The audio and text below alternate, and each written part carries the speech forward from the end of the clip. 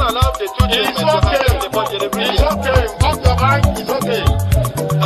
She Off your mind. Off your like me. Chai! Now wow, people wey suppose talk truth to power don't off mic. And if we talk, now 500,000 they go summer us, call them hate speech.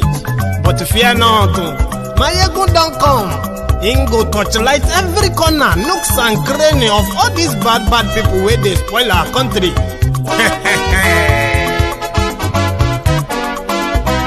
So my people make we laugh, my ego don't come, my people make we shout, my ego don't come, my ego don't come, man of the masses, my ego don't come, my ego diary politico, my ego don't come, this one not the off in mind, my ego don't come, and in the touchlight every corner, my ego don't come. Okay, some people be they holla say they want the power. Chai, them be promise us say we go get light and power. Nah. Them hustle sote they can't get the power. But now they know they do anything with the power. Every day, dollar just they get the higher power over naira. See them talk say make we off mind, but thank God say my ego don't come. So my people make you ladder, my ego don't come, my people make we shout, my ego don't come, my ego don't come, man of the masses, my ego don't come, my ego diary politico, my ego don't come, this one not the off in mind, my ego don't come, person where they do evil, no one make person talk. Them say that my egun, that man too they talk. He too they talk. Say my egun diary, he they hot like pepper. But every day then they take money in bulk. Woman picking, they the street they hawk. Still them talk say make we no talk. But thank God say my egun don't come. So my people make you laugh, my egun don't come, my people make you shout, my egun don't come, my egun don't come, man of the masses, my egun don't come, my egun diary politico, my egun don't come, this man not the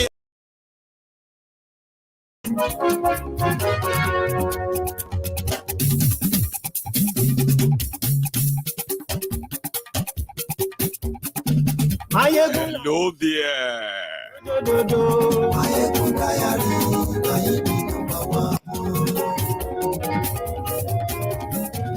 Ayekun làwa mọ̀, àmọ̀ tó dòdòdò. Ayekun ti dé o, ọ̀rẹ́ ara ìlú.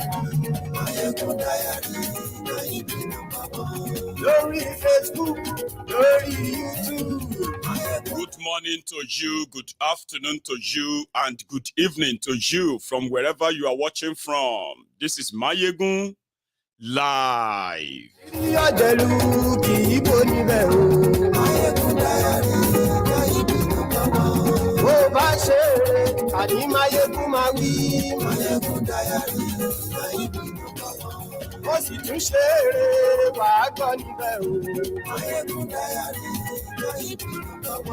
Mayegun diary politico. Godfatherism. Thank you so much for joining me from wherever you are watching from. Remember, share this broadcast. Invite your friends. Invite your not so friendly friends. Tell them, Mayegun today. Oh.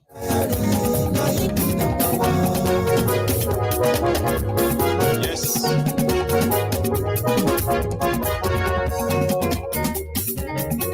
Ani esuraki. Mayegun today. I've got pieces of so many information to share with you today. So bear with me as you are settling down to watch this. Like the broadcast, share the broadcast, Then read the caption and the description as well before you sit back and relax.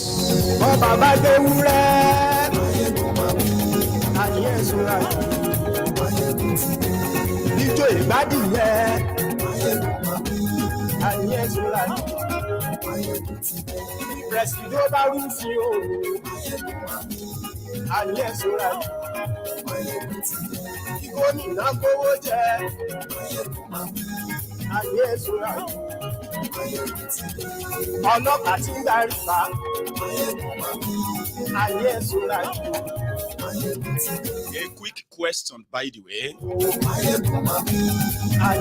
Have you received your own badge of Tifnumbu's rice in your community yet?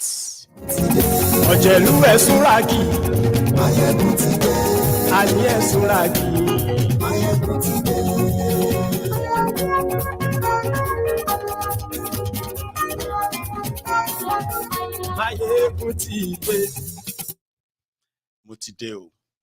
So good morning to you once again. Good afternoon to you and good evening to you from wherever you are watching from. This is Mayegun Live.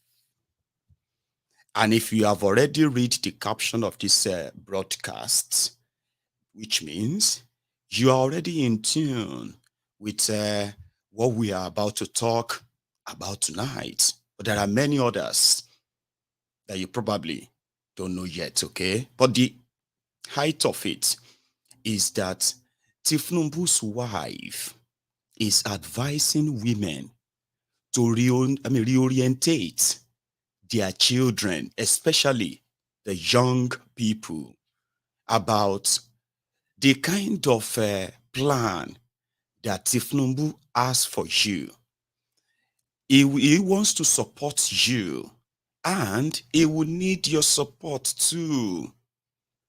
Because don't expect the government to do everything for you. If you have small, you serve, share them with people around you. As everywhere tight, if you're old, they a little bit elastic, you can share. So pretty much like tell the youth not to be agitated. Tell them that they should not let anybody kind of encourage them to go up against Tifnumbu. I'll share that with you. But let me share some other information that I think before we go straight into our banters and every other thing that will follow. Remember what I told you about the $3 billion crude oil for cash deal or loan deal that NNPC announced a few days ago, that the plan was to make it a hidden debt. So NNPC coming to the rescue of Central Bank of Nigeria. So NNPC approached Afrexim. There's a bank called Afrexim or something, right? So they will give them $3 billion cash. Now, this Afrexim will be taking crude oil from Nigeria. We don't know how much crude oil will be given to them. We don't know what the interest is and how many years they will be taking the crude oil from Nigeria. Nobody knows, okay?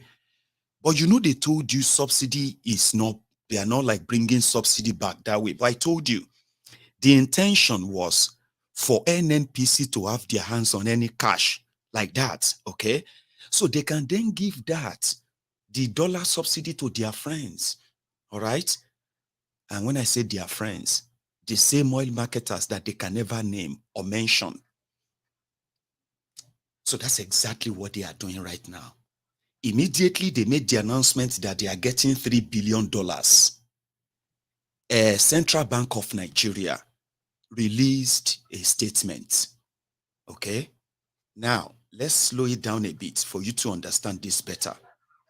Nigeria deregulated the oil sector on paper, which is like saying the government of Nigeria no longer have business with oil sector in Nigeria. If you want to go into oil business, go into it.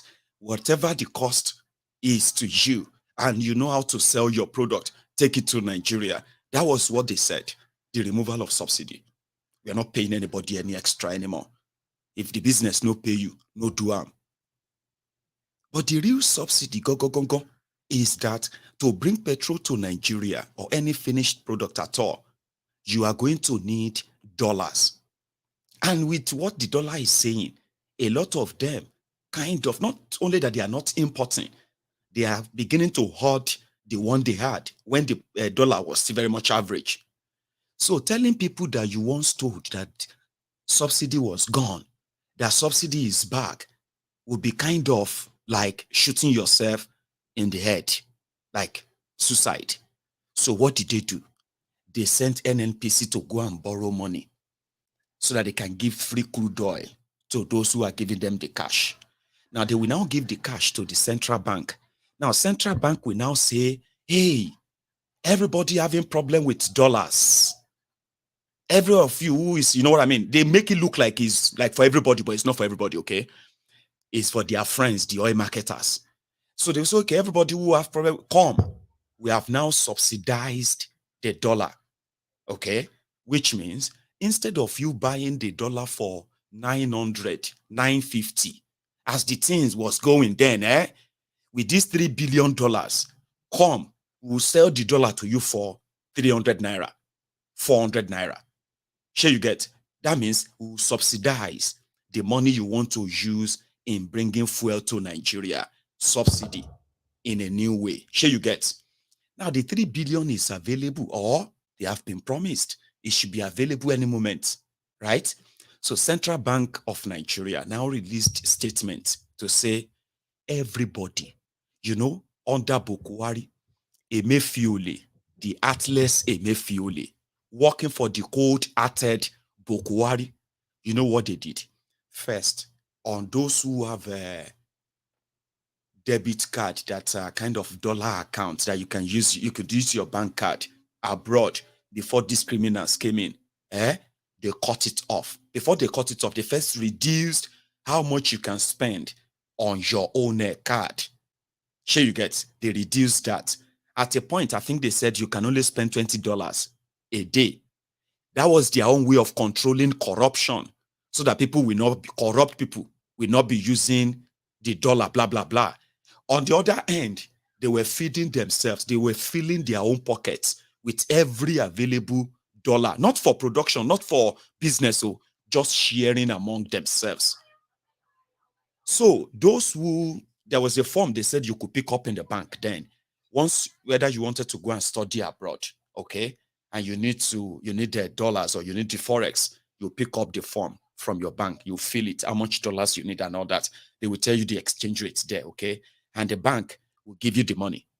Sure, you get the usual way. But when these guys came in, all of that became pile of backlog of unfulfilled payment, to the point that this actually affected a lot of people who couldn't pay for their medical bill.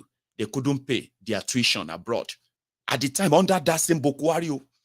So now that there is $3 billion, NNPC has now announced, come, the form is available now. We are going to roll out the cash and give the money to the banks.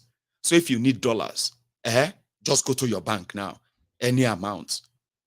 That is their own way of controlling the rising dollar. Tifnubu nomics. Shebi, I told you that's what they wanted to do. Now they are already doing it. They are making it look like, oh, the money is available. Come and, come and pick it now. The banks will have them.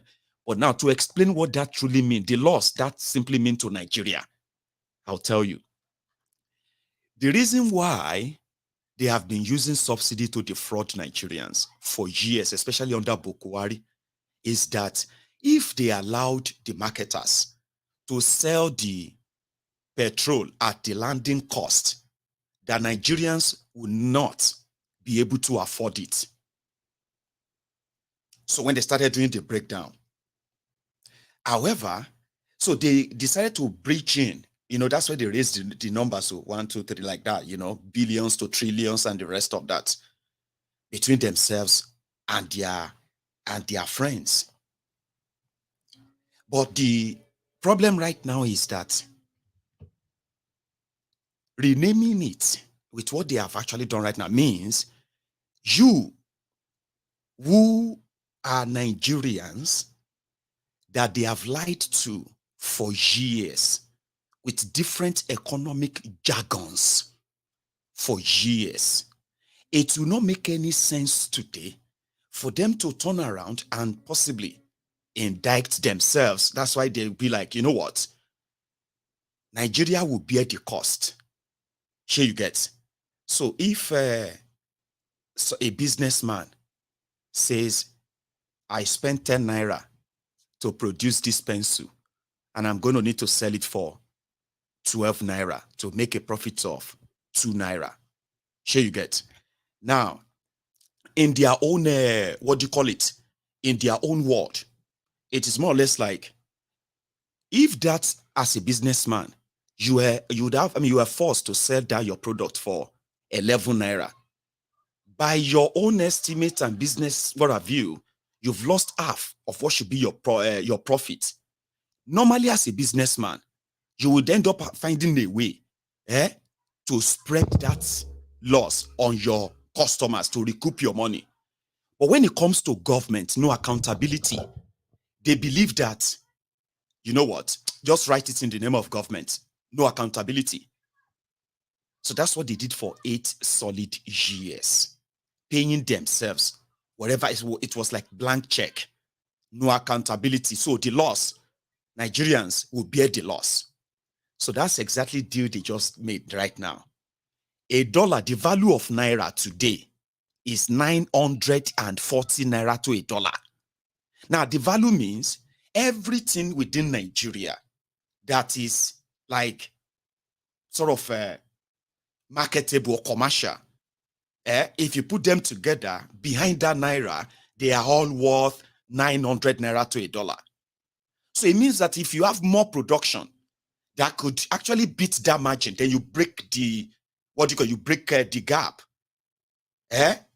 So what they are now doing is they are borrowing $3 billion, which original value with the naira should be 900 naira at a minimum, or 900 naira to $1. So $3 billion should be somewhere around 2.7 trillion naira. Now that's the value of that dollar.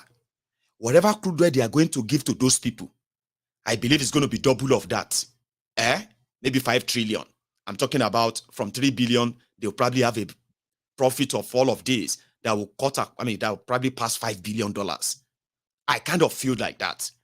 Now, to Nigerians, the $3 billion value that they want to give to their friends cheap, it simply means when all their friends their marketer friends start exchanging dollar for 300 naira, Nigeria is losing 600 naira value from the money they've already borrowed to exchange for crude oil. The losses are kind of unimaginable. But because it is government loss, not a proper business. You know, if you are doing a business, you can't undo such loss without your business dying.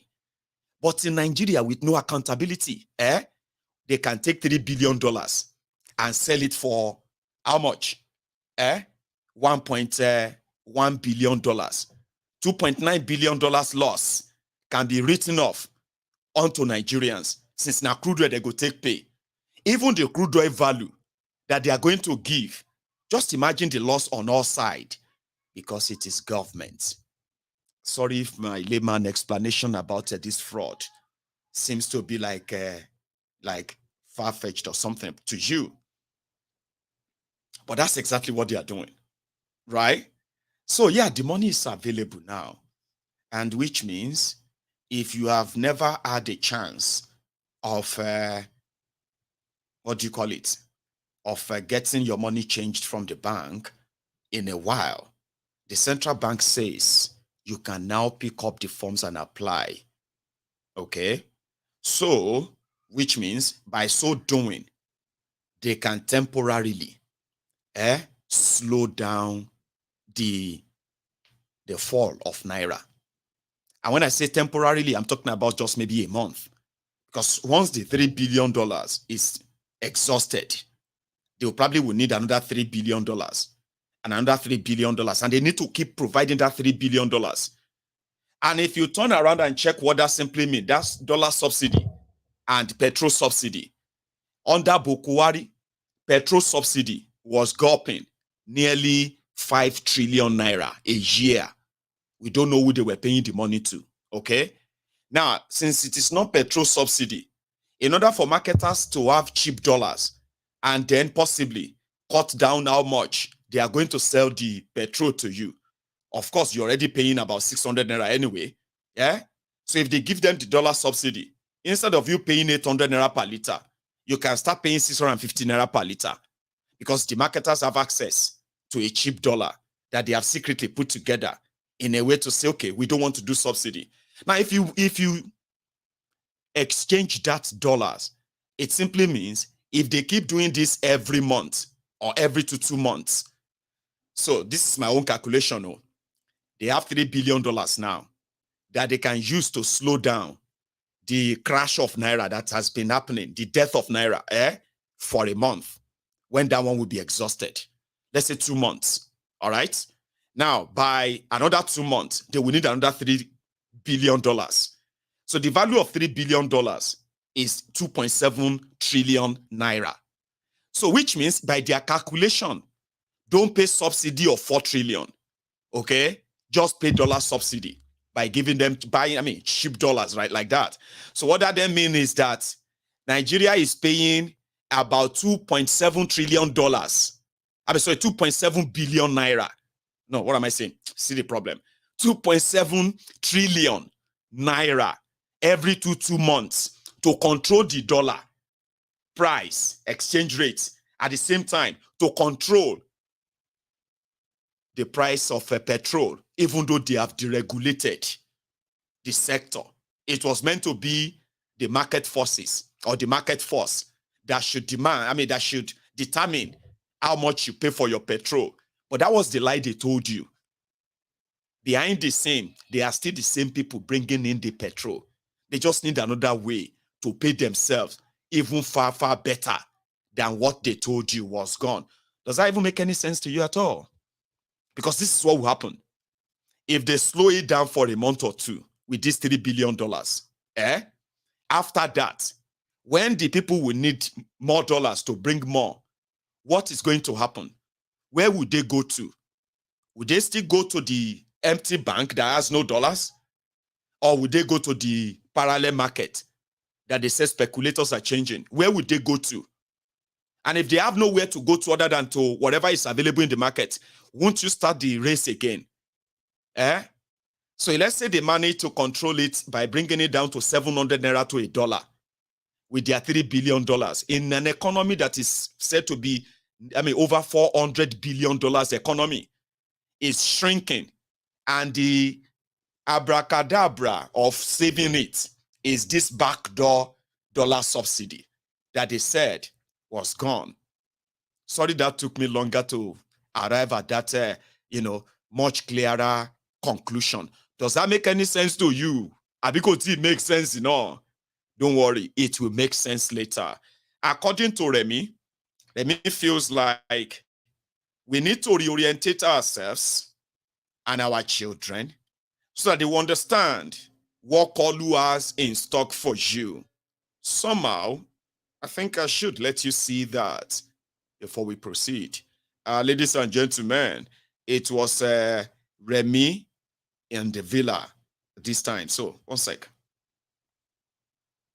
For Women's Societies, NCWS. Majority of youth, especially our children, we should start giving them a proper reorientation about how they are supposed to work. It's very tough too now.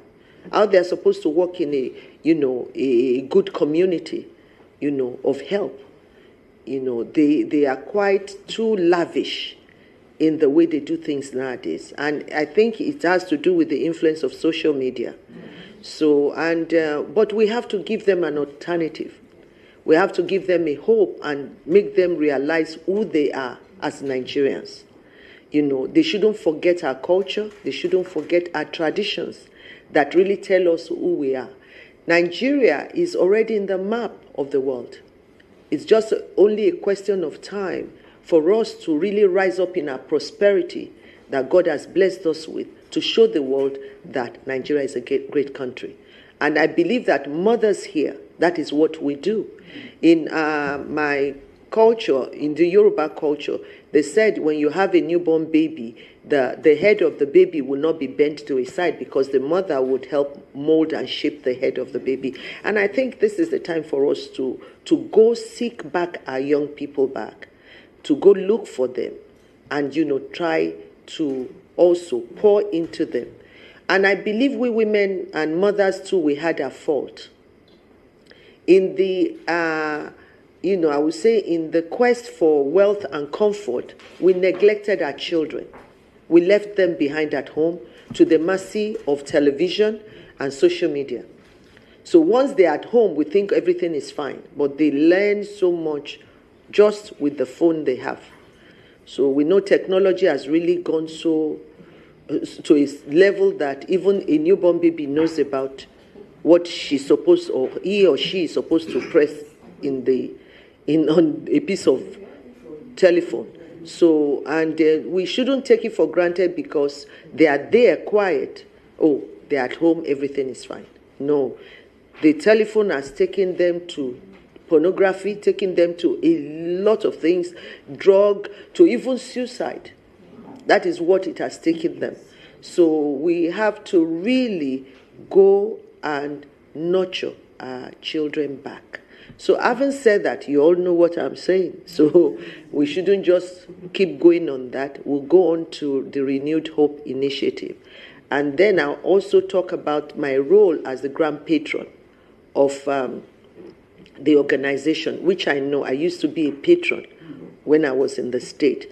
And when it goes to the grassroots, how you are going to make it trickle down and for your presence to be felt. That's why I said you don't come today, because the day we will do the decoration should be big so that the state too, the state chapter will do likewise to the first ladies of states, and also the who becomes the patron, and then the local government who are the matrons.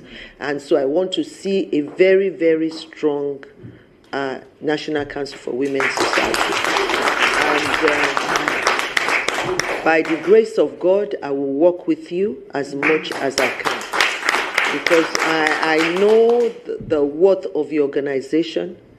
Even my late mother-in-law was the one who was really, really into the National Council for Women's Society, and also introduced me from just observing her to your worth and what you did for this nation and what you are still going to do. So.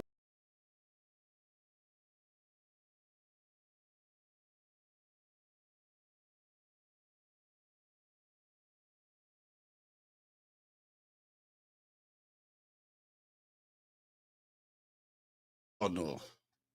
I'm sorry about the audio, okay? It does that on its own, unfortunately. Remi was talking about the culture, our children, and all of that. Social media, influencing them, and the blah, the blah, the blah. Do you want to see the children that Remi is talking about, or was talking about? Just briefly, right? I'll show you one of them here. The children.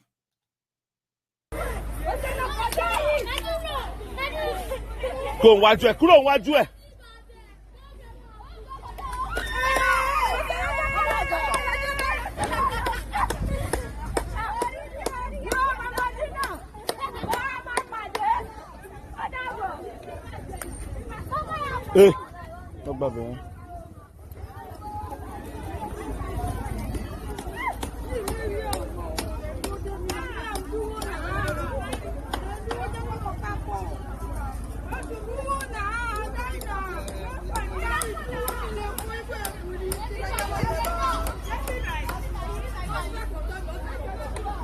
One be by.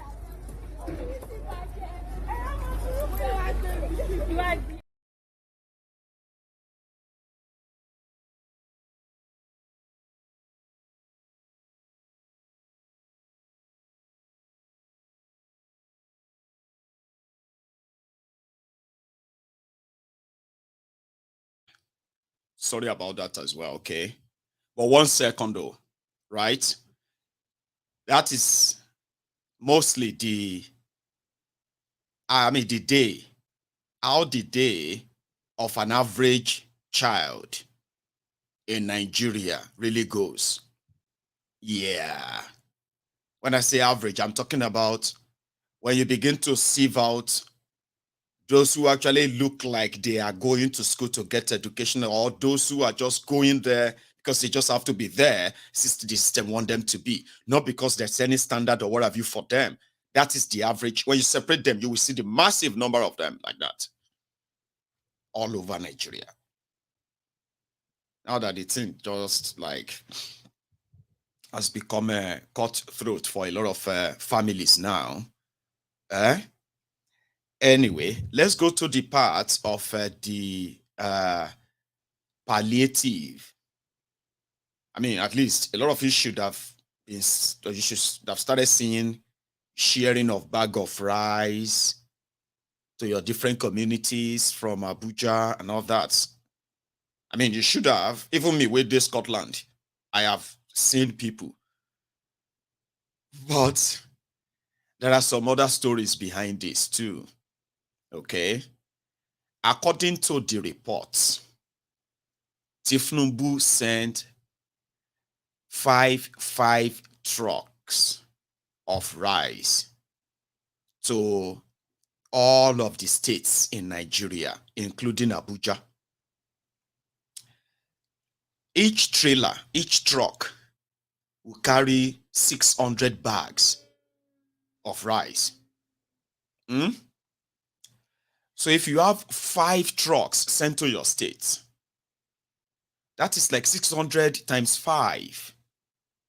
That should be 3,000 bags of rice to every state. When the people of Kwara received their own, they did not receive 3,000 bags. They received 1,200 bags. The Alimajiri system is now national. Everybody come out, oh.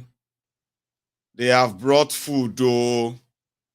This is what's currently our own portion, oh.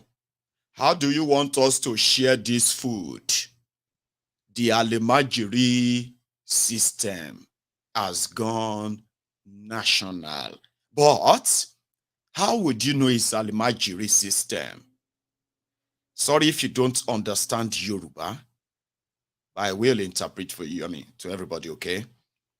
When the people of this community received the news that the subsidy that they removed, which has caused serious hardship on tens of millions of Nigerians, finally, hope is here. Opportunity is here. I'm trying to remember all this Tinubu's campaign to you. Happiness is here. Rice is here. Finally. And to the people of this community here, that's how they shared their, or should I say how they received the news. I'm still coming back home. Federal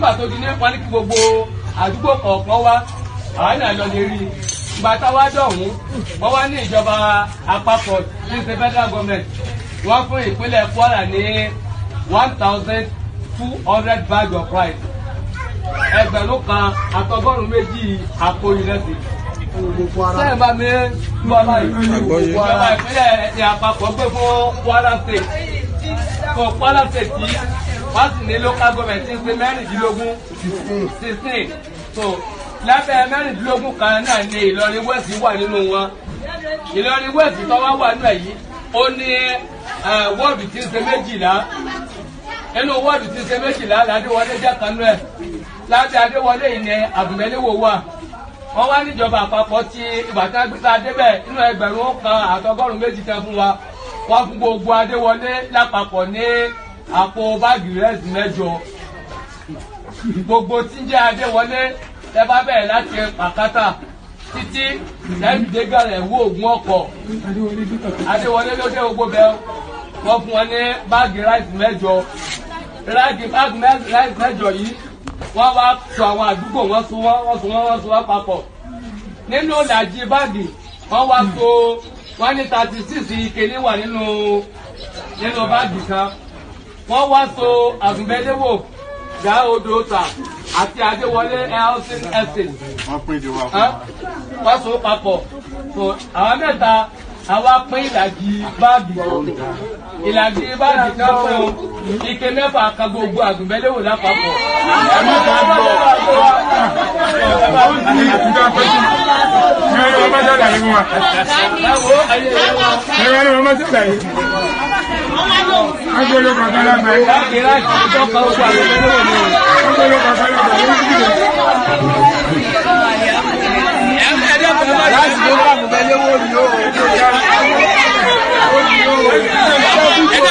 Ọ̀rọ̀ yìí ṣe pàtàkì ó gbogbo ẹ̀ka bá jẹ́ olóṣèlú ìjọ ẹgbẹ́ olúwa.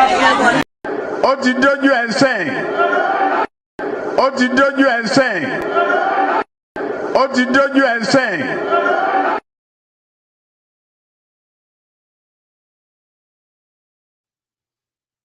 Just like I said, to those of you who don't understand Yoruba, I will break it down for you. Okay?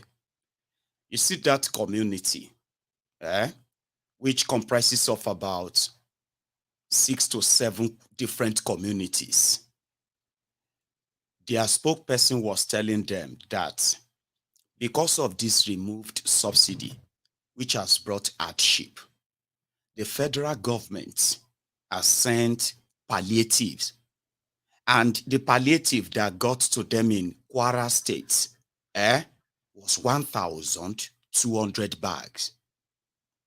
Because Kwara State has 16 local government areas. Ilorin West received 8 bags. Now, from the 8 bags that got to Ilorin West, these 8 communities, they were to share half bag of rice after they deliberated. The half bag of rice that now got to 3 of them. In that space community, they said only 6 bowls. Abiba Olashimakwe Congo. What do you call Congo in Nigeria now? Because when I was still in Nigeria, we call it Congo. The Rika be, So the entire community, when they finally got theirs, it would be 6 bowls of rice. And that was it in that small bag for everybody to share. The palliative for removal of subsidy. So all this palliative is coming. Wait for Tinubu. Baba. And that is not all. Tinubu also announced that they were going to give every state 5 billion naira so that they can share the money to the poor people in their states. That was the announcement. Abi, you read about the announcement, Abi, 5 billion to every state. It doesn't matter your size, your population, everybody, 5 billion. Abuja too, 5 billion, making it 37. 185 billion was taken out of the 500 billion that Tinubu announced. That Tinubu borrowed. You know that they borrowed the money. The money is not free. The 1 trillion naira that Tinubu said they have saved on subsidy, Maybe they haven't started spending that yet. I don't know. Okay. But they borrowed this 810 billion that Tinubu took 500 billion. So from that 500 billion, they said they will give every state 5 billion each. But that music has also changed. The music changed because after they thought about it, they now said the money is not free.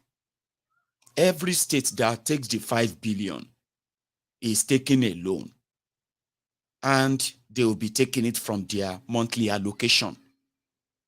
So which means you can take your 5 billion and begin to do Father Christmas on the street. So they are borrowing you the money. They are borrowing your state the money. And they are also telling them what to do with the money. Share the money. Do you understand? Well, the governors met inside the asshole rock, having won the first round. That will at least give them 5 billion naira each. Watch this. Has met and has expressed serious concerns as regards increasing cost of food items, increasing cost of transportation, amongst others, as a result of subsidy removal. In order to cushion the effect of the subsidy removal, the federal government of Nigeria has released 5 trucks of rice to each state last week.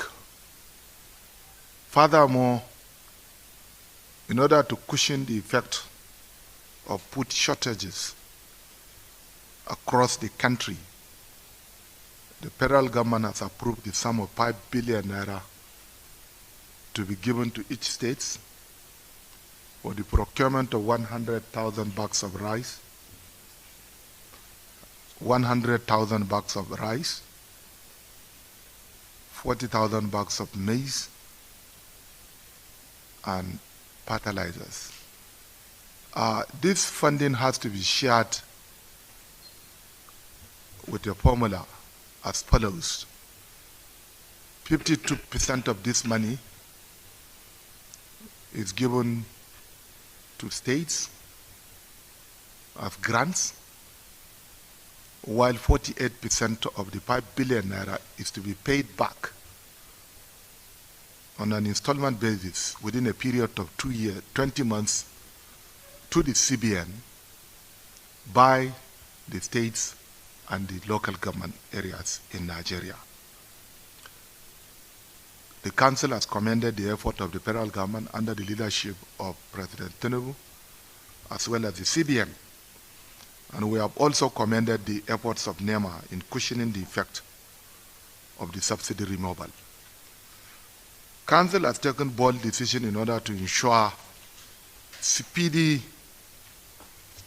release of grains and other items in order to cushion the effect of subsidy removal to the less privileged in the society. Council has also taken note of the $800 million loan and should be strictly used for its intended purpose and based on accurate and acceptable register. The 800 million announced by the President will go to Nigerians in accordance with an accurate social register.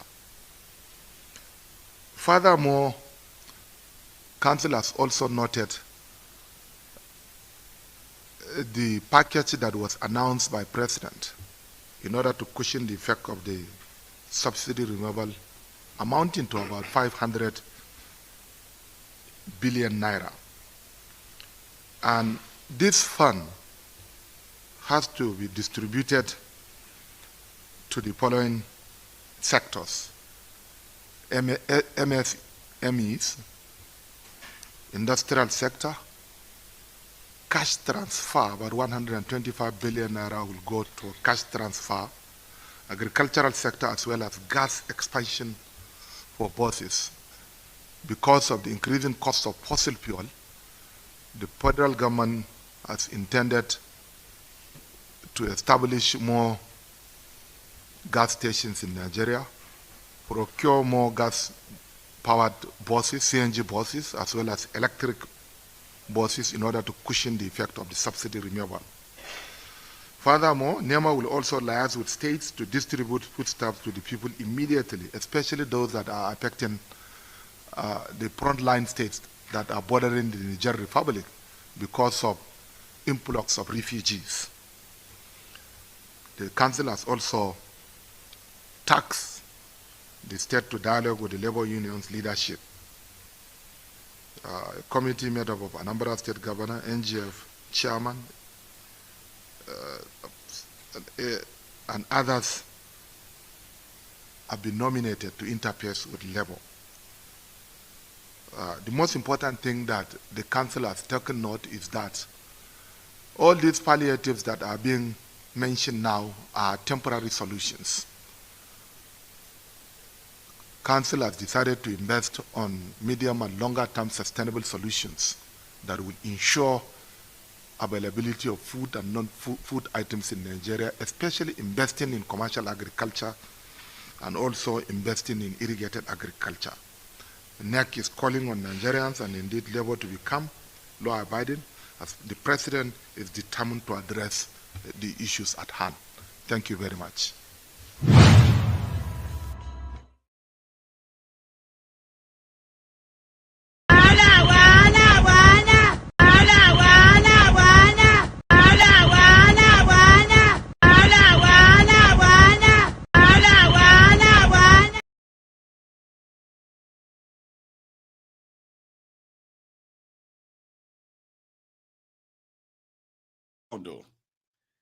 You know that everything is said in that presser, yeah,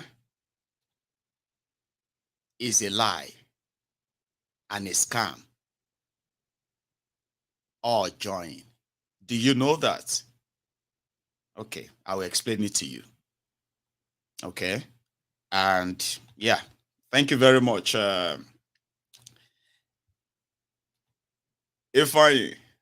That's really generous of you, right? Thank you very much for that. We do appreciate that. Okay, very much. But if anyone is really want to support us like you just did, I advise to that you should make use of the PayPal. Okay, this I won't be able to get it until next month, which is still good, not bad. All right, fine. But yeah, anyone who really want to support the Yoruba Union, the back to school kids, family support, and every one of that, right? Don't give me the super chat for it. Okay, use the PayPal. It will be well appreciated, and as always, thank you. Do you know that everything is said in that video is a lie, a scam, manipulation that will eventually lead you to the same worst place? I'll break it down for you. It said 48% of the 5 billion is to be paid back in 20 months. Abi? While the 52% of the money, they were to go and procure 100,000 bag of rice. Abi? Okay. And also fertilizers. So, ladies and gentlemen, the bag of rice have started arriving because that interview was yesterday. Tinubu said he has released grains, including rice, from the silos in Nigeria. He didn't say how much or how many, but he repeatedly said they have released grains, they have released wheat, they have released this and that. Maybe you have read about that, Abi? Then he said they cared about people who shared borders with Niger. So NEMA will be going about to share food to them. All right? He also said they also intend, they had a temporary, medium, mid-term, and long-term solution for this subsidy removal. No, they don't. What they have is temporary shege, mid-term shege, and long-term shege, which is the Shege Pro Max. That's what they have for you. He said they want to go into commercial farming. That is somebody from Borno State. Borno State, the terrorist capital of Nigeria, or the terrorism capital of Nigeria. That guy speaking there served as governor of Borno State. They supposedly have over 26 or so local government areas. And the Boko Haram have already claimed 2/3 of the entire state. I'm not making this up. Go and read about it. At a point, only 5 local government areas were under Nigeria.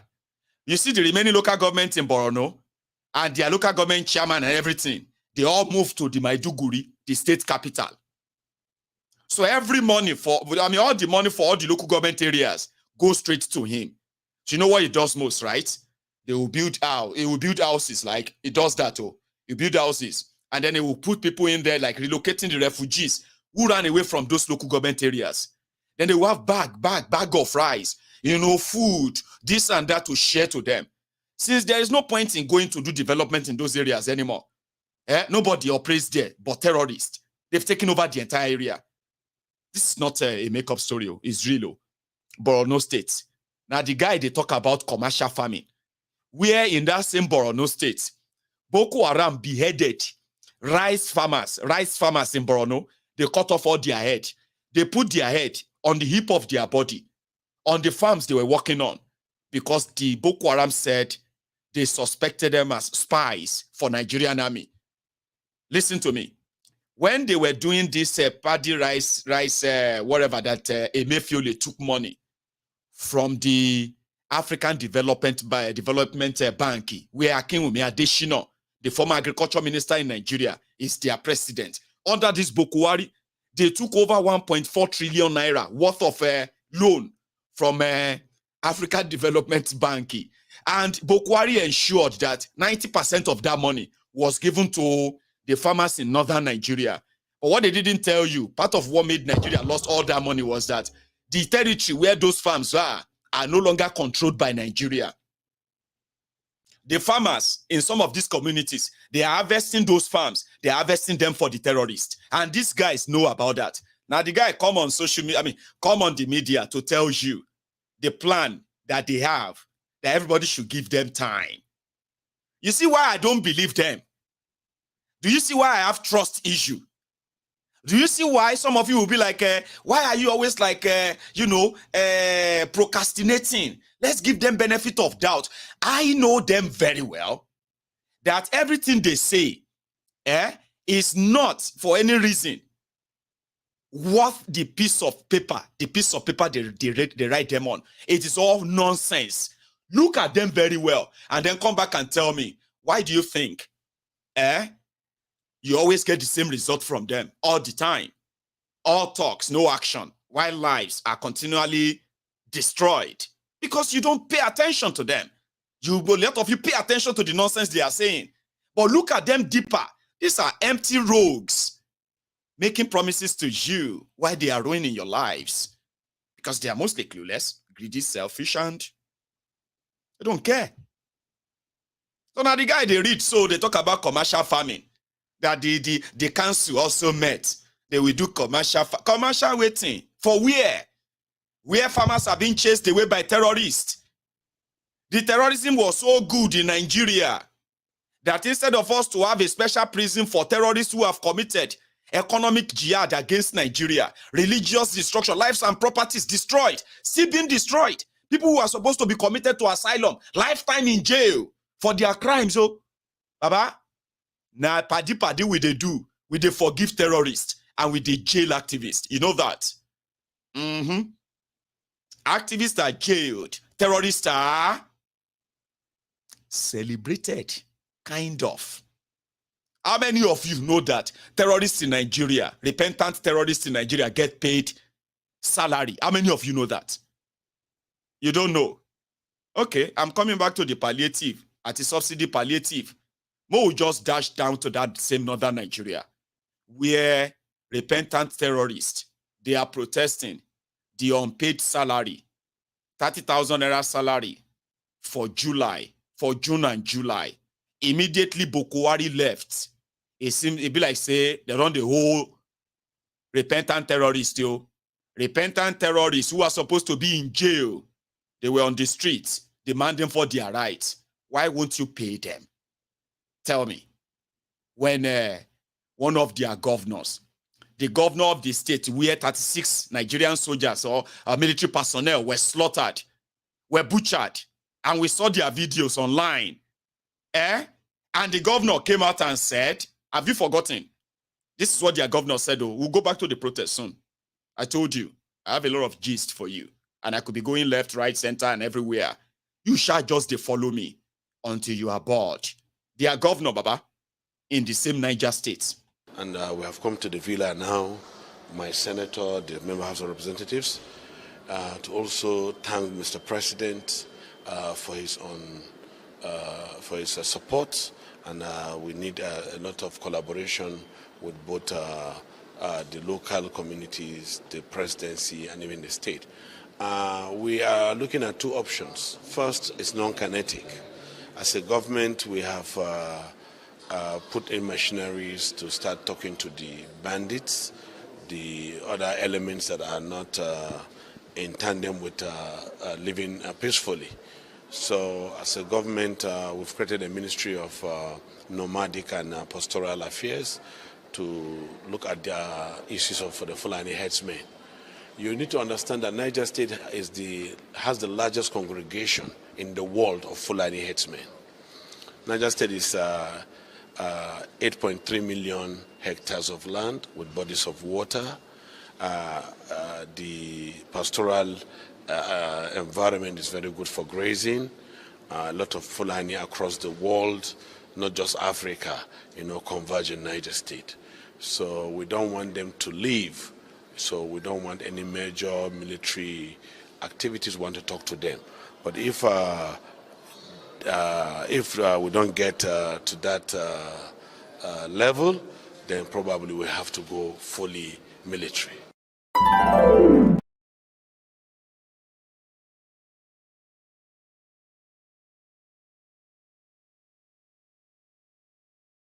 AIT. Thanks.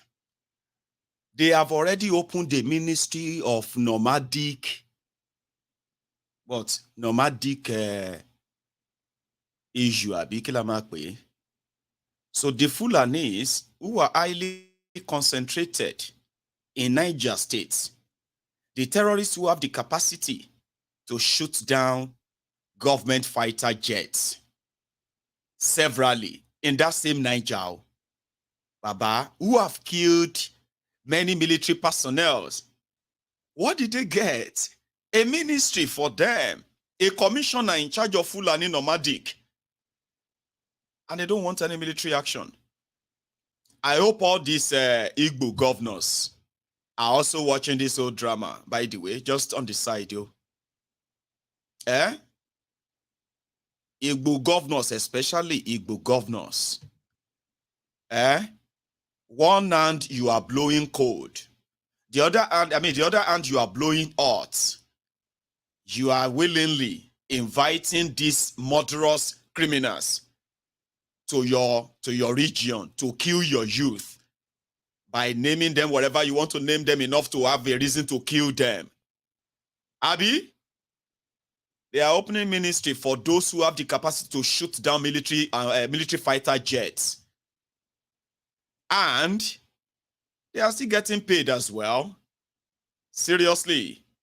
Aba, when they didn't pay them in June and July, I'm sorry if you don't understand Hausa Abi Fulani. Here you have the repentant terrorist protesting unpaid salaries. Come back.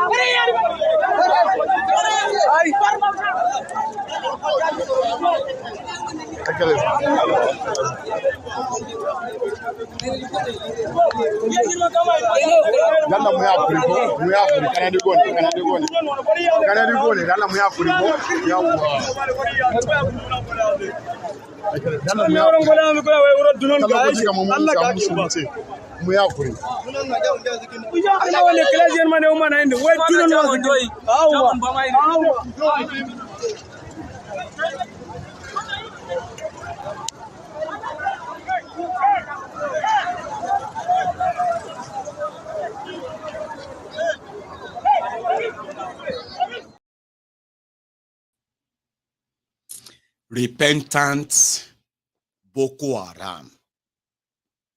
Every time you read about the horrible, gory reports of the terrorist victims in Nigeria, women, children, okay, who have been slaughtered needlessly by these terrorists.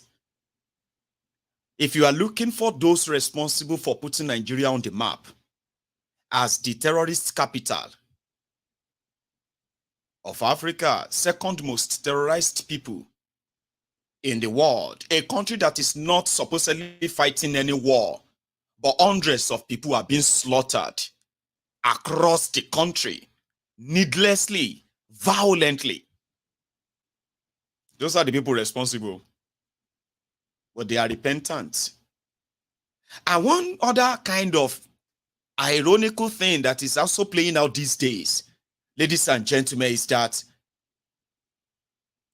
you don't have a right to go out there, you Nigerians, so you that are supposed to be Nigerians, so in that same your country, you've committed no crime or what have you. You want better government, you want this and that. You can't go out there and protest like that, without seeing the soldiers, the military, all of them in combat gears, ready to pounce, ready to kill. You know what I mean? Like battle ready.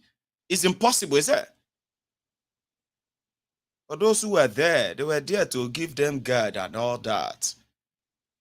And gradually, protest is becoming not an haram anymore. So let's go back to the palliative. Do you know that if you are looking for one of those most confused hypocrites in this our lifetime, you're going to see the northern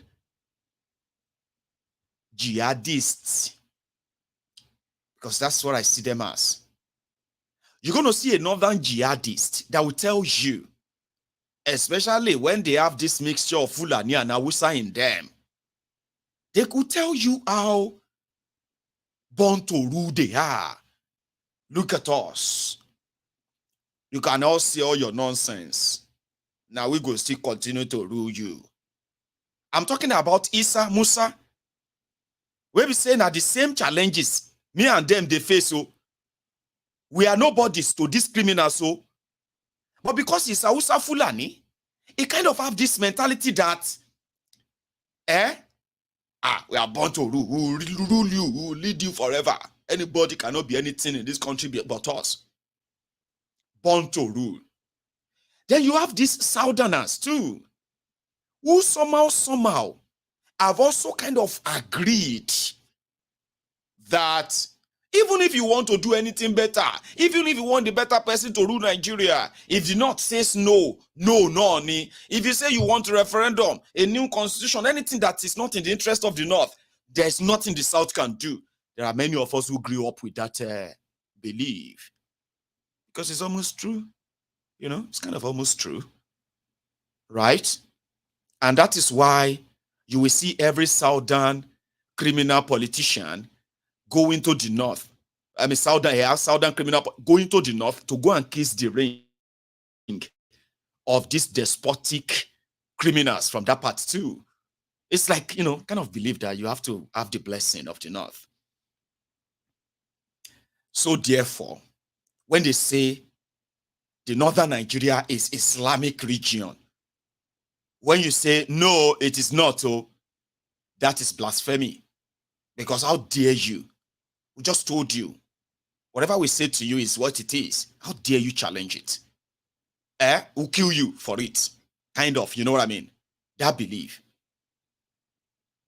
Then generally, a lot of us know that with available data, statistics, reliable ones, northern Nigeria remains the poorest part of Nigeria, even though if you start counting those who have ruled Nigeria, who have had the chance of ruling Nigeria, out of the 63 years of Nigeria existence, Nigeria has been ruled by northerners for over 47 to 48 years.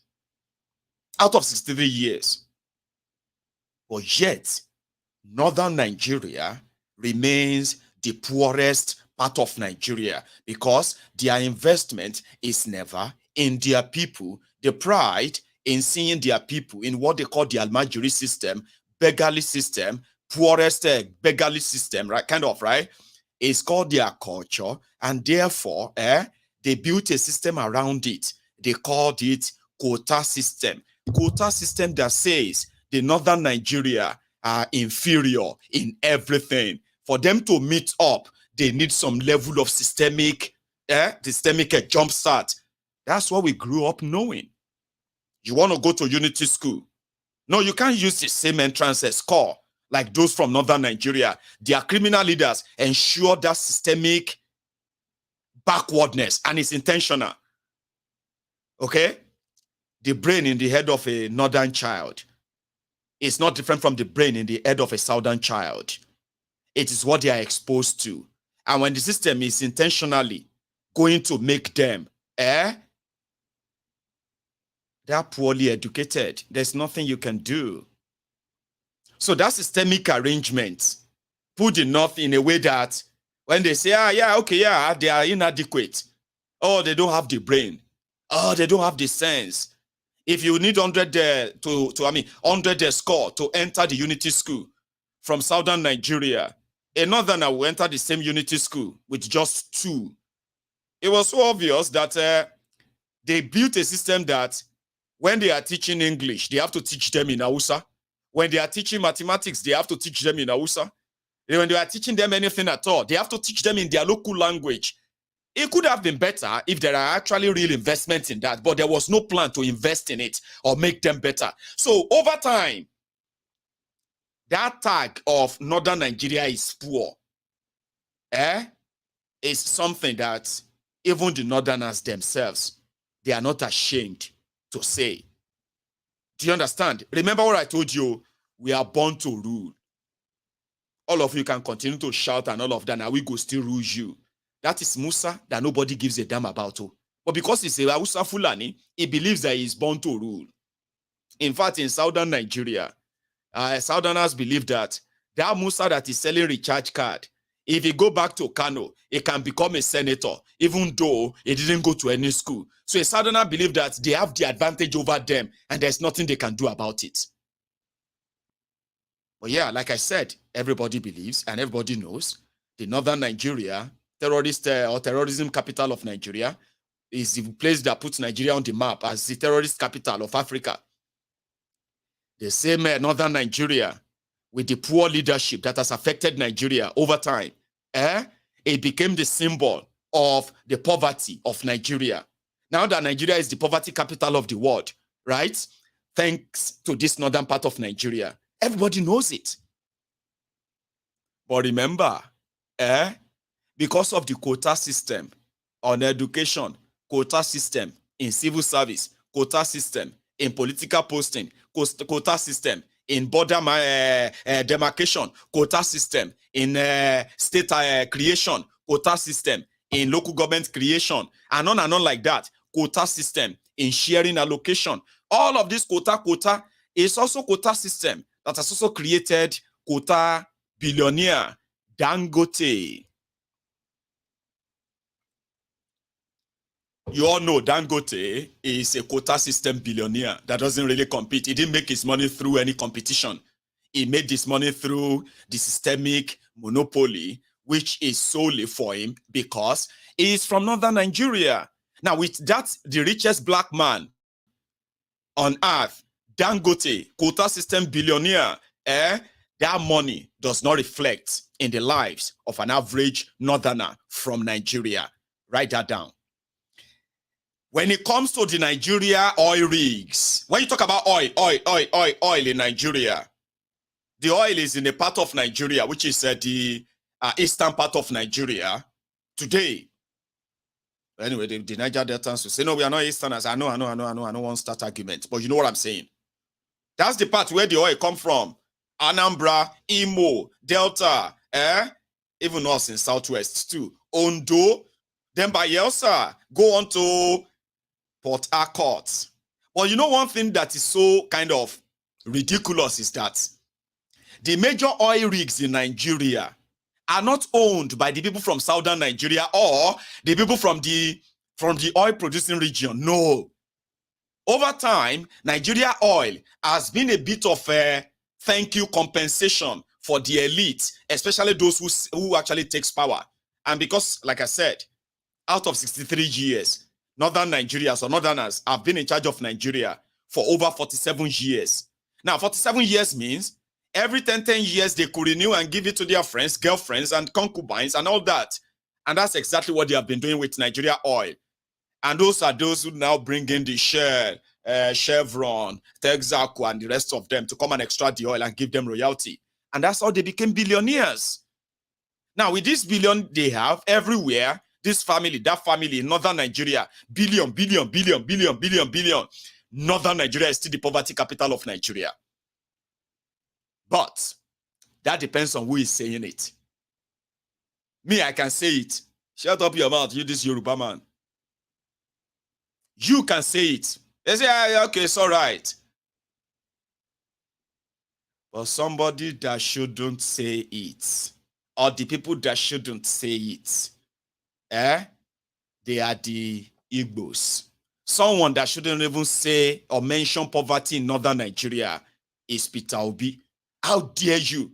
Northern Nigeria can feed the rest of Nigeria. This Peter Obi has finally offended us. You remember when Peter Obi said he was going to start the fight against poverty from northern Nigeria because northern agriculture is going to be the new oil. And northern Nigeria have the resources to become the richest part of Nigeria, defeat poverty. For days, everybody just the foam for mouth. Peter Obi called them poor.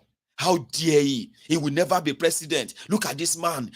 How dare you? This Peter Obi, this man is so useless. How can you go and call us poor? And everybody was like, hello, Kilon go on. Poor now. I mean, he's not lying.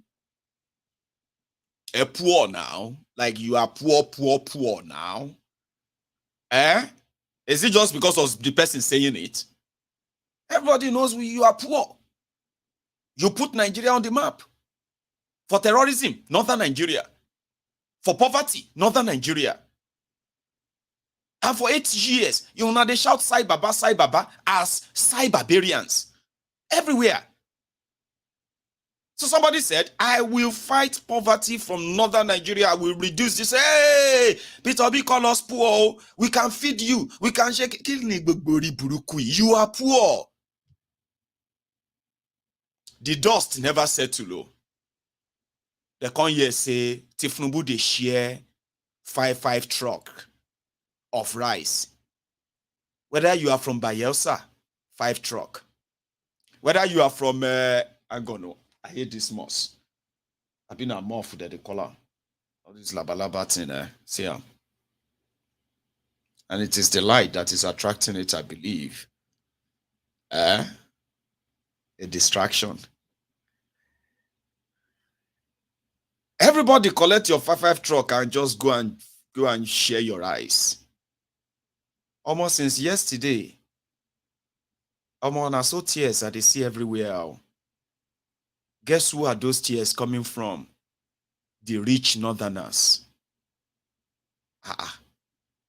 Kelo too far, why the fight? Don't fight yourself. Don't beat yourself. Calm down. Oh yeah, explain yourself. What is going on? Tell me what happened. It was, oh yeah, come here. What is it? Can you believe it? This Tinubu is the real hunger.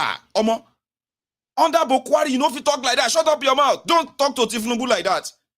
This was me fighting on your behalf, in case if you don't know. Like, don't talk to him like that. What happened?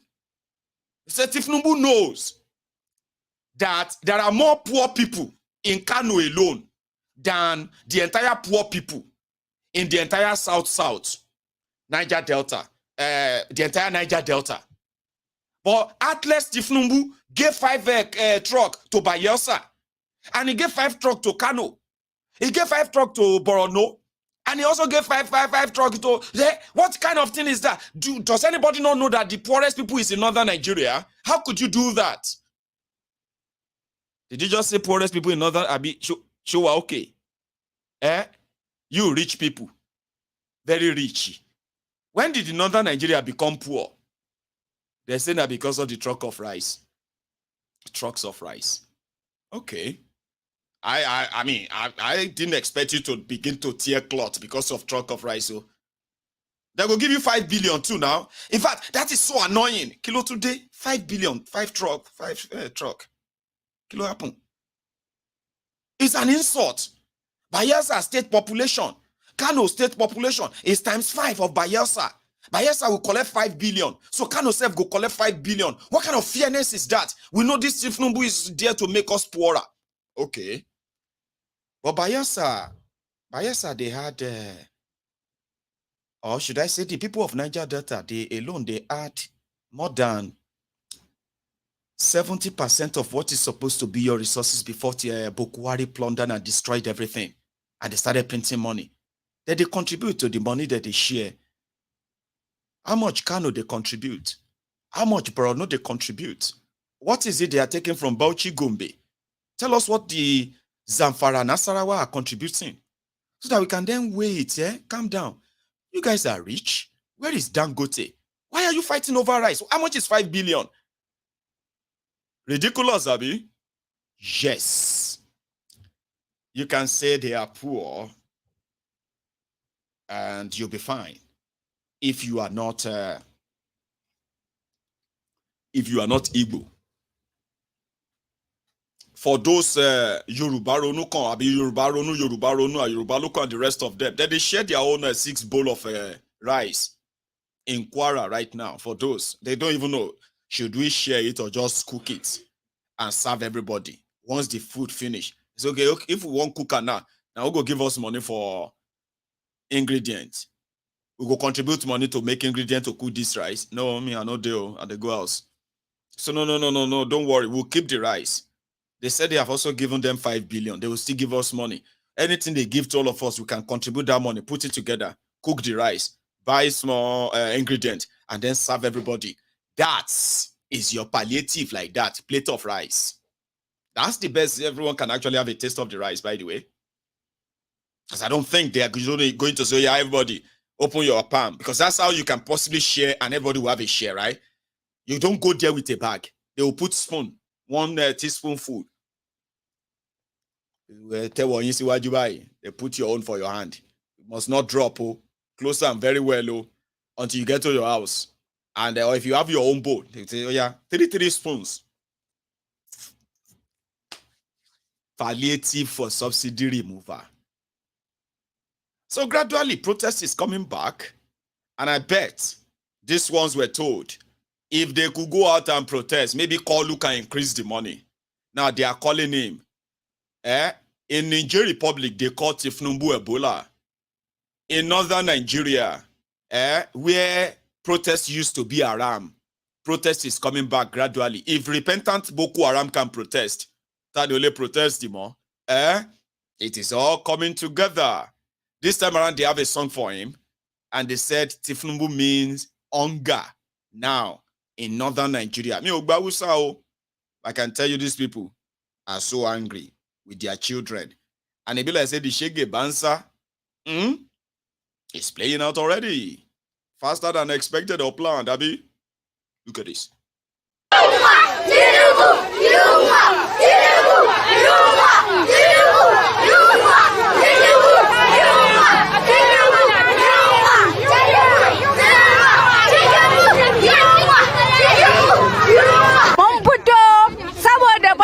Abinci ni ma ina kwance ne ba da lafiya yara na 5 marayu ne babansu Allah ya mai rasuwa kanin ma ya rasu babban wan ma ya rasu ba wani mai tallafa mana. Wasu min suka sha suka mutu? Kwanan su 4 ba su ci abinci ba sai baba su ta dafa ruwan zafi da gishiri saboda sun ishe ta da kuka cikin su ba komai suka dafa ruwan zafi da gishiri suka sha duk sun mutu malam. Iki muke nema Allah ka taimaka mana ya taimaka mana muna neman abinci ba mu da abinci ga yara yan dudu don Allah don annabi a taimaka mana mu ma.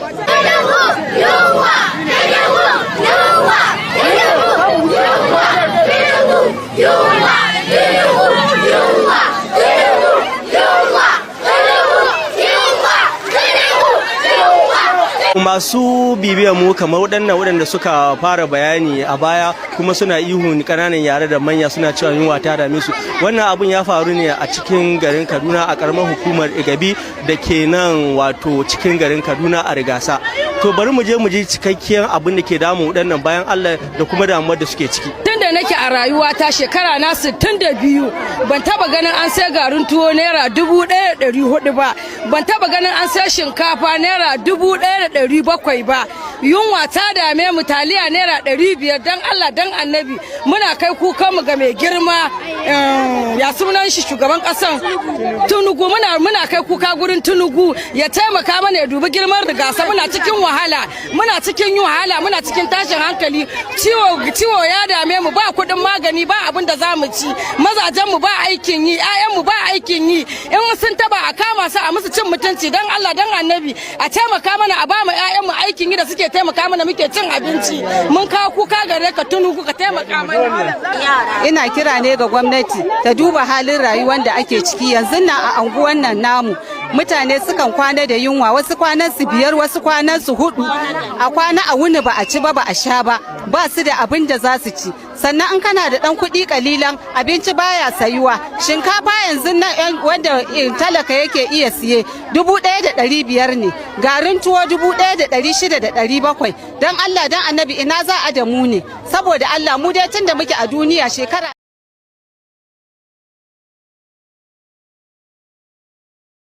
Aládùn ànábì nítorí Ọlọ́run torí ànábì. We are now boiling water with salt to feed our children. We can no longer afford to eat the normal tuwo, to eat the normal tuwo shinkafa. Do aládùn ànábì ẹ̀dẹ̀jọ́ torí Ọlọ́run torí ànábì báyìí. Tinubu, hunger want to kill us so. And they told us that when it comes in, everything is going to be better. But look at it today.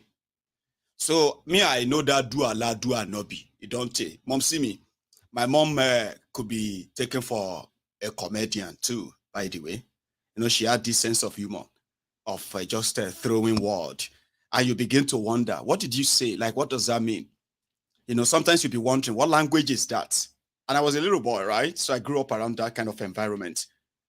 Okay. So it was like, you know, talking to somebody and say, do Allah, do anobio. Do Allah, do anobio. And you'll be like, what was that? And she was like, I'm just telling I'm telling him to please. You just saying to, you know, Abuki, and you're telling him, do Allah, do anobio. What was that? You know, that was my mom of blessed memory, honestly. She was a comedian, kind of, you know, in that phrase, right? But that woman was like, oh, this is not a funny matter. People boiling salt, water and salt. I remember when, in fact, it wasn't a good one, okay? But I'll talk it as if, like, you know, something you've seen very well, even in plays, right? Where people are so poor, that they have nothing to eat.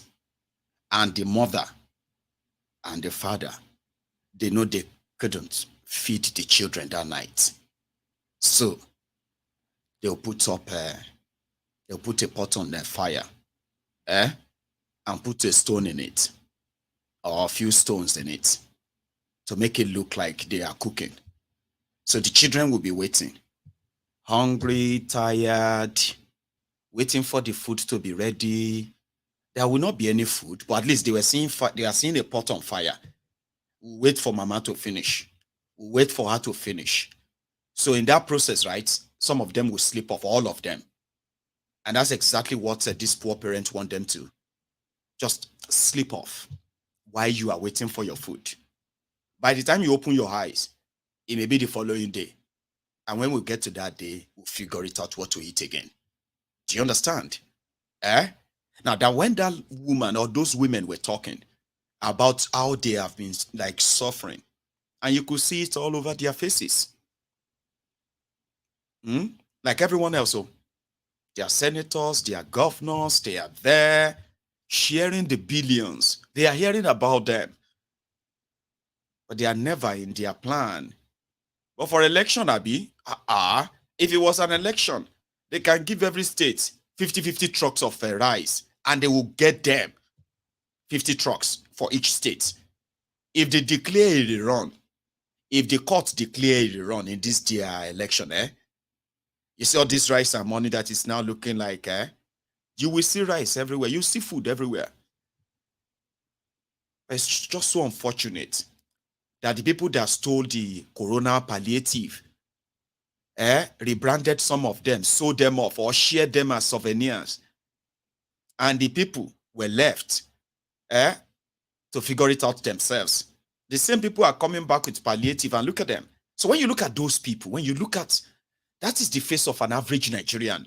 Not those ones you are seeing on Instagram, those ones you are seeing on Facebook, those ones you are seeing everywhere that are still like, when I still get data, they abuse people online. You still get data, they defend APC. That kind of those people. No. You see those faces you saw? That is what an average people in Nigeria are really, really experiencing. It is a total hopeless situation. Totally. So now they are protesting from northern Nigeria, even though they haven't protested in southern Nigeria. All right? But I am going to let you listen to what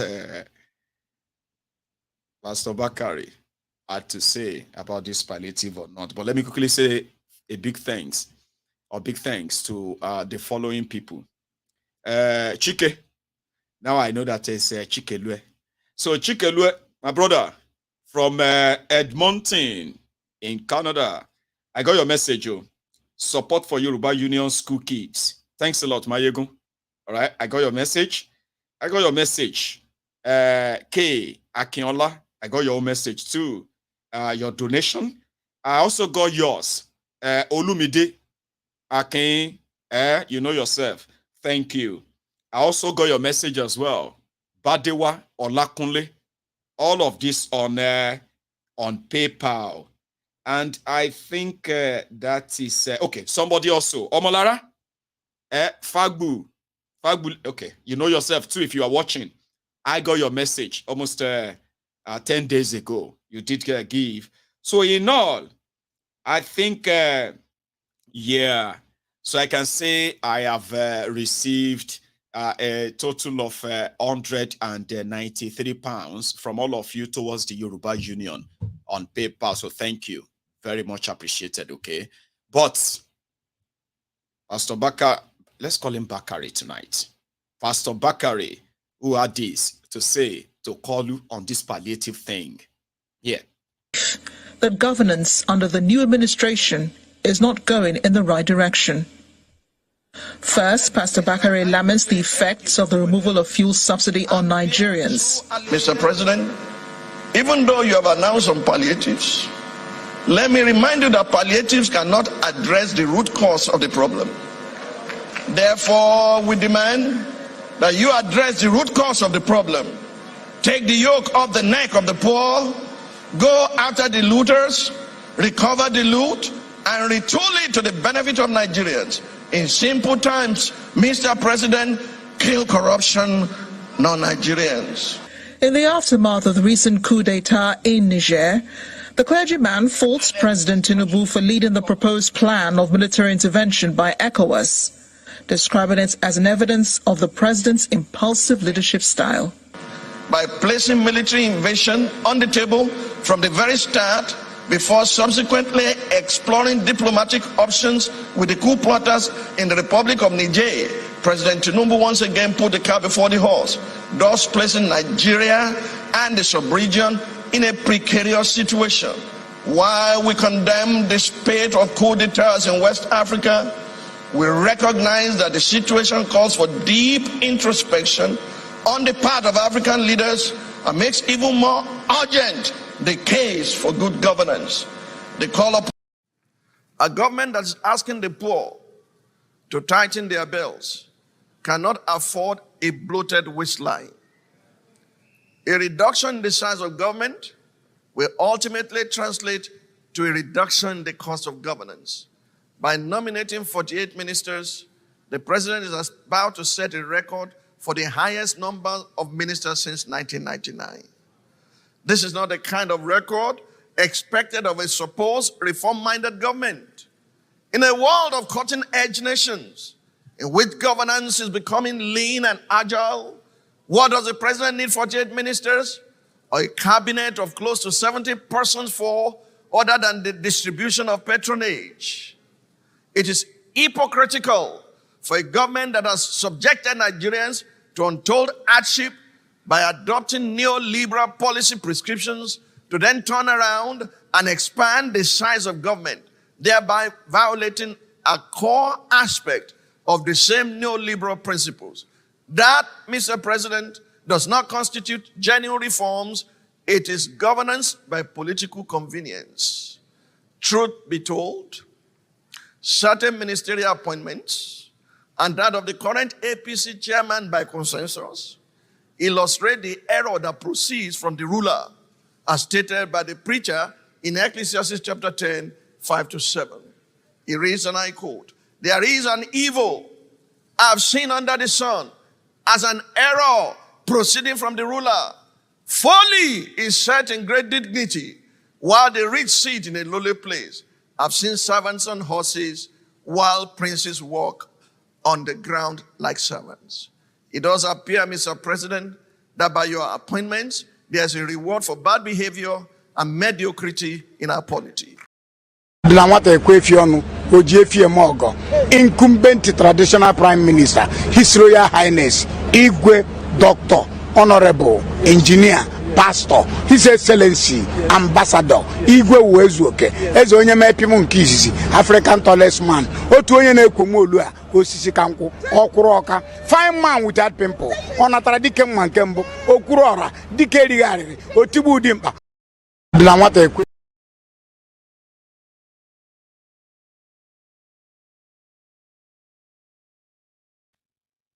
Do you know why I played that, right? I have been reading your comments about Tunde Bakarum. Now, it is more like Lamba and all that. You know, you can add his voice to it. I mean, when you pick people who speak out, right? You should not leave him out whenever he does, whenever he does speak out, right? And he was talking about those who told you that you should endure, but they are having over-bloated cabinets. Not that it is quite new.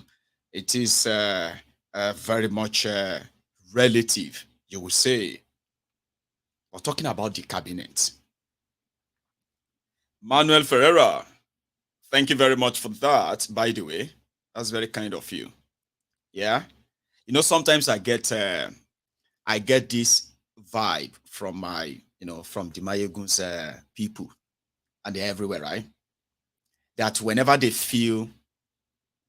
are feeling generous, right? You can begin to see the different kind of colors of this super chat and all that there. All right. And sometimes I kind of see it as if like I was probably like I'm talking to you directly right now. We're all here sitting together, and then just feel like, oh man, this guy is good, man. This guy is good, right? You know what? Here, kind of, And I don't know what that vibe will be that will get you that much. And I love it anyway. But if you are looking for a way to support Mayegun, right? You can be a member of my YouTube channel, okay? You can be a monthly member. You can be, and you can cancel that anytime too. I've had people who actually does that on a steady. That is direct support, like every other support. And if you really, really want to make me feel so special, I'm going to say, please support Yoruba Union. Give your penny to the union. I do the same thing too. And that would mean so much to me. I'm serious. I'm not saying you shouldn't do what you do normally. Or if you really want to say, how can I make this Mayegun know how much I really appreciate him? Give your contribution to the union. We have people who are actually doing that. We have people who are actually working for us as well. They also get paid. We're sure of that. So thank you to all of you all the time. Let's go back to it. Talking about appointments, 48 ministers, 70 special advisors, and on like that, for the same people who are telling you to endure the hardship for some time and all that. To make it worse, well, is it worse enough? To make it worse, they appointed this man as your minister of youth. Okay? Now, that kind of triggered a new debate. All right? It triggered a new debate, kind of like people were like, let's be this. So, in one of the TV interview where Adesheye Ogunlewe, former minister of works in Nigeria under Obasanjo, about what be this now? Why they will give 70 years old man as the youth? You know what Ogunlewe said? Ogunlewe said, if they had given the ministerial position to a young person, that the youth will not respect him. Sure you get that, but now that the youth have somebody that is their grandfather, they will respect him, and it will then. No, I don't know how to say it. Ma go and play you that, okay? Adesheye Ogunlewe talking about Tinubu's ministers at the Arise News studio earlier. Listen to this. You do that. Let me just pick you up on what you said earlier regarding the Minister of Youth in that ministry. Thank you very much, Senator Ogunlewe, and good to have you on the show today. I'd like to ask you, in terms of the appointment of the Minister of Youth, I'm sure you've probably heard the uproar and the conversations around the fact that a nearly 60-year-old Abubakar Momo has been appointed as the Minister of Youth. What do you make of this? Do you think it doesn't matter? It's his experience, even though some people have said, oh, he was once the president of the student union in Uniben when he was a student there. But does that qualify him to be the Minister of Youth? Or do you think, as part of the plans of the president in including younger people in his cabinet, he ought to have gone for a vibrant, younger man or woman with fresh ideas? Honestly, Mr. Momo is about the best man for that job. You know, it is leadership we are talking about. To at least mentor the youths. Can the youths mentor themselves? What are they going to be looking up to? Who? You have to look up to a leader that will be your role model. So that is Mr. Momo for you. A very, very, a gentleman of the sort. So the youths should just learn from him. You do that. Let me just pick you up on what you said earlier regarding the Minister of Youth. In that ministry, you're saying mentorship. Young Nigerians today look at people like myself with gray hair and people like yourself who are older than me and say that we don't need you to mentor us. We know what we want, and the way we deliver results on it to show that we're ready to do our things our own way is look at what they do in the area of technology, in the area of entertainment, like Davido, like Wizkid, and so on. They know what they want and they know what they can do. So how can you possibly say to them that it is okay to have somebody that they should look up to when they don't see what that person is going to put on the table for them, like my colleague Ayo said? How do you respond to them, sir? The youth should prepare whatever they want from the Ministry of Youth. They need a leadership. They cannot be talking to their own, peer, somebody that is of the same. Where would the respect come from? The people in the ministry, some of them have been there for 30 years. They are not young people. So it is the program that is for the youth. The people who implement that program are elderly people. Unless you want to remove all the civil servants in the Ministry of Youth and bring all the young people, you meet all aged people there too. Experienced, exposed. The youth should cultivate the habit of learning history. What have they been doing? Yes, they've not done it right. How can we add value? What can we do? It's not for you to get rid of all the elders. When there is problem, who are you going to talk to? Our tradition, our culture. Remember the elderly in the community. You cannot kill all of them at the same time. It has to be gradual. We know they are in a hurry, but they should be able to be in a hurry to learn. Learn, make mistake, and then you will take over eventually. But not to say arbitrarily, let everybody in the ministry go away. What are we do today? Today, I will live out my voice in space. Oh, yeah, what I know, you are always there for me. Yeah. Oh, my God, you are my only Lord. Forever when they say, what are we do today? Today, Àtisebo, àtisete, àti ń parọ́ tipẹ́, àtisete, òtítọ́ òdìmú òdodo òsì mọ́, àtisete, kágbádé fáláre, àtisete, kágbẹ̀bí fáláre, àtisete, adájọ́ ń parọ́ torí owó, àtisete, òtìlú ń parọ́ nítorí ipò, àtisete, èdò gbówó mi, ńtẹ́, àtisete.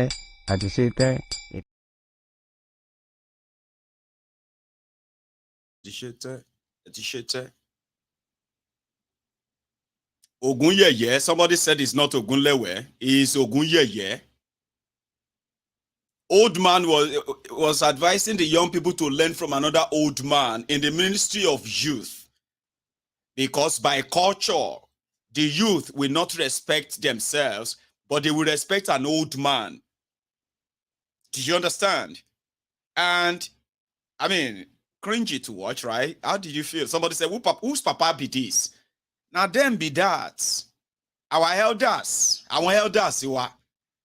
you have to learn from them. Learn what? How to steal? Is that not the only thing you will learn from them? Incompetence and irresponsibility. That's what you're going to learn from them. What do you think you're going to learn from these old criminals? Tell me. Humor me. What do you think you can learn from them? How to manipulate the constitution, the law. How to, snatch it, grab it, and run with it. How to get a cover-up when you loot the public fund. Lead people to poverty. What are you actually going to learn from them? Humor me. Because they will say you don't have experience. Like, what experience do you think you need to learn from these old thieves? That the young people would need respect, When you heard Remi earlier, Remi also was talking about respect. Our culture, indeed, very beautiful culture, by the way. Africans. And from where I come from, as a Yoruba man, traditional culture, there are something, but chancers and criminals like this, who have now grown old, they have already abused that space before people like us started cleaning it and clearing the mess.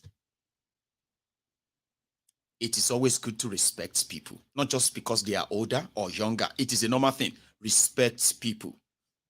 It is very healthy. All right? They also are expected to respect you back. If people are condescending towards you, no matter how respectful you are, at a point, you would have to throw away that home training. You know that? Yeah, condescendingly, repeatedly. To the point that they have become so entitled, like, it doesn't matter what I do, you have to respect me. I'm an old man. Oh. Are you freaking mad? See, I'm an old woman. Oh. Respect my age. Oh. Do you even respect our own age as well? Do you even think about the consequences of all what you are doing on us? Do you respect us? Or do you think we don't deserve respect? Like, do you have respect for the citizens themselves? Respect is reciprocal, they say. Remember? If I respect you and you disrespect me, you don't demand respect from me by like disrespecting me. You took the destiny and the lives of the people as a gamble. Children are being born into poverty that shouldn't even be. You care not what become their lot or what become their own. You care about yourself, your ego, and your respect. To hell with that. If you respect the citizens, you won't steal from them until you pushed millions, over 140 million of them, into poverty. If you care, if you have that respect is not just a word. It is an act, it's an action. You do them, you don't say them. So when the likes of these guys now pontificate because they are in public office, they are old people, and then they want to remind us of our culture, our tradition, that says we have to respect. We have to respect. Don't you have home training? Eh? Did they not train you well at home? Ni? Ọmọ ìyá yìí dà. Ìyá àwọn ọmọ yìí dà. Àwọn bàbá àwọn ọmọ yìí dà. Lẹ́nu wèrè that has mortgaged the future of those he knows and those he will never know because of this public office he occupied. That same person is demanding respect from people he never really cared about. How does that work? Respect is a two-way thing. Yeah? It's a two-way traffic. All right? When you give it, then you take it. But look at them. Everywhere they turn around, I'm old man, no, mabumi, oh. You remember that time when you go to the public tap? You know me, I grew up in Ijebu. Na Johnson, thank you very much as well for that super chat, by the way. You are incredible. Thank you. Manuel Ferreira came back with another chat. And thank you again to you. Manuela. Yeah, should I say Manuel rather? All right, thanks a lot for that. So I grew up in a place where I could play life scenarios that a lot of you can easily relate with. Do you remember that time when we were like, you go to the public tap, you want to go and fetch water and you are on the queue? And if it be man or woman, they will just walk through the queue. And they will just put their own pail or their own bucket. They just put there in the tap. I'll be like, no. Yeah, go and queue. We have been here all afternoon. No, man, no. And they say, Michael, are you trying to abuse me now? Are you trying to disrespect me? Am I the one you are talking to like that? I'm not talking to you anyhow. Please don't cheat or don't jump the queue. Go back there. Please don't abuse me, oh. Don't abuse me, oh. I have my own children at home, oh. My children can never talk to me like that. If my children are here, you can never talk to me like that, oh. I said, you know I'm an elderly person. Don't you have elders at home? Did they not train you at home to respect elders? What are you talking about? You're cheating me. That's cheating. That's not right. They say, but that's what we use elders to do now. What do you use elder for? In Nigeria, they will be telling you, shameless, irresponsible people. Entitled, shameless, irresponsible people. Because they are old, oh, cheating you. And then they will turn it and say, Mabumio. Don't talk to me like that, oh. I'll send you to your home. Oh. You are doing something wrong. I am the one to be blamed. I am the one that lacks home training. I am the one that lacks respect. Where is yours? And that's the society we grew up in. Oh. Hey, tebari mayegun lano. Hey, I didn't know that mayegun, that boy, I didn't know that he has rotten. Oh. Hey, if you see what he did to Mama Folake at the public tap yesterday, he insisted, no, you cannot fetch before me. You cannot. I said, everybody was begging him, let her fetch. Let her fetch. She's an older woman. She respects you, we respect her. At least show some respect. You know, that boy, he said no. You know those ones that will say, Ma bumio. I say, Ma bui. And no machine got it wrong. And you do it wrong, the ideal thing is to tell you that you are wrong. Don't come around and say, Agbalagba ni mi o, ma bumi o.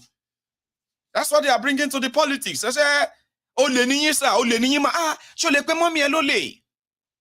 But mommy call Joe, and my mommy is not the one who stole the public money.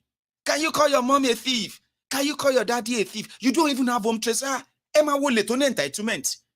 How could somebody be a thief and they still have entitlement to say, respect me, oh. You know I'm an elderly person. Money. You have stolen the money for public health. You've stolen the money for education. The one for infrastructure. I mean, don't you have home training? I'm an elderly person. Do you not have elderly people at home? No, I do. I have elderly people at home. I don't have thieves. Because I know that thieves also grow old. Not talking about these career criminals. They've been at it for years. 20 years, 30 years. Career thieves. They can't demand respect. Like you, they whine us in it. Now, so your own papa train you to be a thief. Public trust. They put you in a public office. That's public trust on you like that. You hold everything you do to the public. You started stealing from them. They call you thief. You say they don't get respect. They don't get home training. Your papa and your mama train you to be a thief. A thief in Agbada. A thief with beer, white beer. Can't you see that I'm an elderly person? Mad in this. Why they one-on-one? You can buy it. Like, buy it. You can doubt you deliver. You demand respect. Only thief, they demand respect. Only in Nigeria, my people. Only in Nigeria. In our culture says we should respect elders. Then only. Only ni now. You know, so respect. Everything finally badgesha. We must tell this generation, oh, respect is good. These criminals have no respect for you. They have no respect for anything that has to do with you. They are chancers. And they come in different forms and shape. That they are older doesn't mean that they are not thieves. So, okay? Don't let them tell you, culture say you should respect them. No. In Yoruba land, there is a saying. Komagbo, there is a saying. Tí olè bá da aṣọ àrán borí. You know aṣọ àrán? Aṣọ àrán. Okay, I'll say it in English. Wait. Tí ọmọ olè bá da aṣọ àrán borí. Tó wọ aṣọ idẹ. Tó wọ bàtà góòlù. Tó wá ń wa Rolls Royce góòdì. Baba, don't ever look around and say, Ajé o. Because whatever tí olè bá ní, kì í ṣe tiẹ̀ o, ó jí ni o. The English version of that Yoruba proverb I just told you now. In Yoruba land, where I grew up, the best student, Yoruba language, best student, Odogbolu Grammar School, my set. Yoruba literature, best student, Odogbolu Grammar School, my set. Emi mo nbe sọ̀rọ̀ sin yo from that Yoruba culture, that I actually had a chance, of passing through, not just in real life, even educationally. Yoruba said, if you see a thief that dressed so expensively, gold loin, golden chains, golden shoe, and driving the golden Rolls Royce that reeks of wealth. Wealth. Wealth. In Yoruba land, I was raised to believe that I should not respect that thief. Because whatever thief has is not his own. Do you know that word? Thief. Thief steals. So whatever you see on a thief, whatever a thief owns, even if a thief built a family, lovely family, children, lovely, everything owned by a thief should by no means attract or feel attracted to you, or you should be attracted to at all. Because whatever a thief, wherever you see with a thief, is stolen. And you don't have to respect them. You mustn't respect them. Unfortunately, they have made our people poorer enough that they have to worship the thieves. Do you ask how he made his money? Shut up your mouth, Mayegun. When he was poor, did you ask him for how he made his poverty? Of course, I do know how everybody became poor in Nigeria. And how many of you became alibi, enablers. And you are still enablers right now. So we know the source of the poverty. We just want to know the source of their wealth, the money they are throwing about. What is the source of the money? They raised you not to ask that question, you know?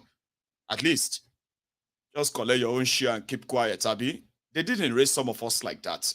You should know that. I mean, fortunately, they didn't raise some of us to believe that instead of casting thieves, explaining the consequences of what they are doing,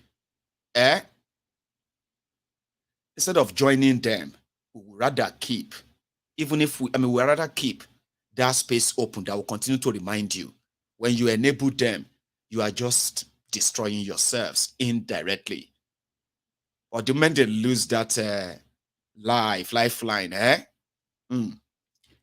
is a chance that you actually taste what life truly means. Do you understand? No, don't.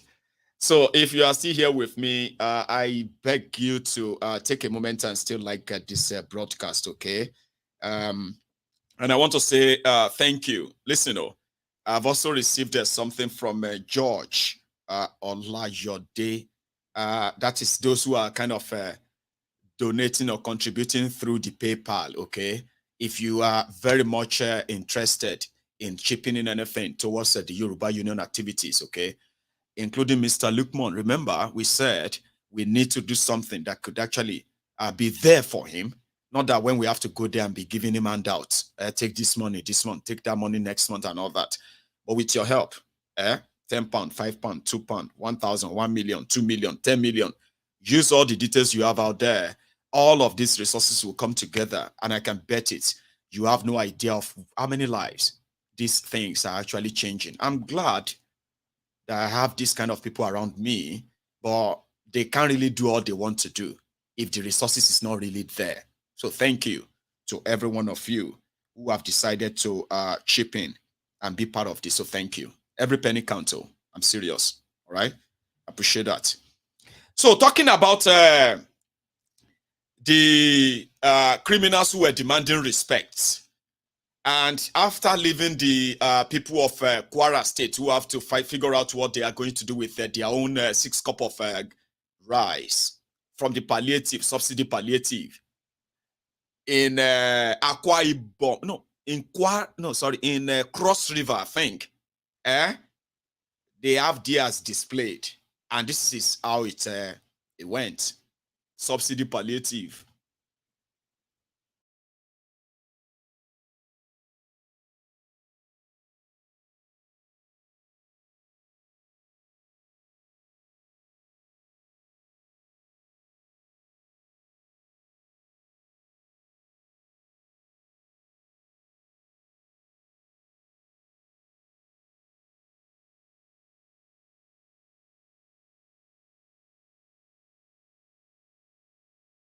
So Senator Prince Basio too has asked me to come here today and ask you to be patient. Just this one that came from federal government, let us share it peacefully. The one that is coming from state governments is also coming. I will be doing it time to time to cushion the effect of the fuel subsidy. The federal government, in partnership with the state government, are seriously ready to take off the hardship occasioned by that subsidy.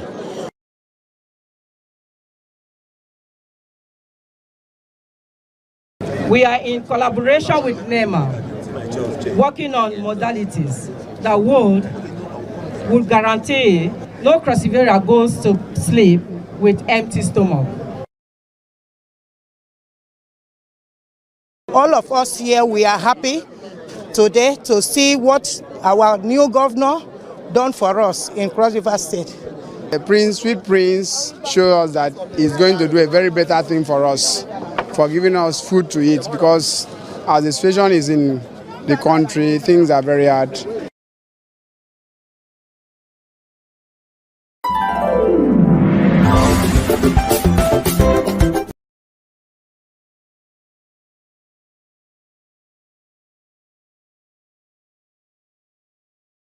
AIT. Thank you very much, AIT, for that short clip and report, right? And thank you to all of you as well who are still very much here. I was going to take calls, but it seems the time is running against us because I still have a few things to share with you before then. So maybe we should just roll it all over to the full time. And thank you, by the way, once again, to everyone who has responded to this, this chart, especially on the Yoruba Union. So to those who are asking for the Naira accounts, please, before they destroy your Naira, give it to us. Let's use them before the value completely gone. Okay, it's voluntary. Yes, you can also use the Yoruba Union Naira account. Every penny that goes in there, right, is accounted for, and you will be proud to be part of those who put that there. I mean, we've seen what we can do with the little we have. Thank you. Now, talking about the judiciary, there's a group called the Diaspora for Good Government or something, who are now saying the pressure on the judiciary and the threats coming from APC, that they are trying to divert onto, other people, blame others for what they are actually doing. They have this message for them. Diaspora, okay, I'll let them say it. In ensuring good governance, progressing democratic governance, and the development of Africa. And today's World Press Conference, we'll be looking at two important issues. Why did we invite you here? First, we know that recently we had elections in Nigeria. The election has come and gone, but we are not over yet with the outcome. Secondly, recently we had an incident in Niger Republic, and it is a current affair. And as members of the African community living abroad, with presence across the African continent, we want to lend our voice to these issues. But before we go on, first on the agenda, as I mentioned, is about the elections and the ongoing election petition at the election petition tribunal. It is important that I mention to you first that this press conference is to give voice to the letter that have already been sent to the election petition tribunal. And I want to also mention that apart from the election petition tribunal, there were organizations and institutions that were also copied. That includes the Chief Justice of Nigeria, the President of the Court of Appeal, the National Judicial Council. So before holding this press conference today, this has been sent to them and this was properly acknowledged. And they haven't acknowledged the receipt of this letter, which you can see here. You can see them all stamped here. This is their stamp. This is an acknowledgement copy. We are now here to emphasize what we have sent here so that the broader community, African community, will hear us. But before we go ahead, let me reintroduce. Diaspora Action for Democracy in Africa is a Pan-African organization established as a vehicle to mobilize African diaspora across the world, outside the African continent, to organize and deploy people of African descent, their competencies, resources, and social capital to redeem the African homeland from its state of underdevelopment. Let me also say, why are we holding this conference here today? Knowing that this is an African-wide organization, you must know, or we must reemphasize, that as is known all over the world, 1 in every 4 Africans is a Nigerian. And I can tell you that across Africa, everybody is looking up to Nigeria, even the world in general. Whatever happens in Nigeria have domino effect across Africa. Therefore, diaspora Africans decided that this should start in Nigeria and then get across to other parts of Africa. Like you can see today what is also happening in Niger. Apart from the fact that the current president of Nigeria is the chair of ECOWAS, Nigeria is being looked up to, amongst other ECOWAS countries, to actually lead the action in Niger.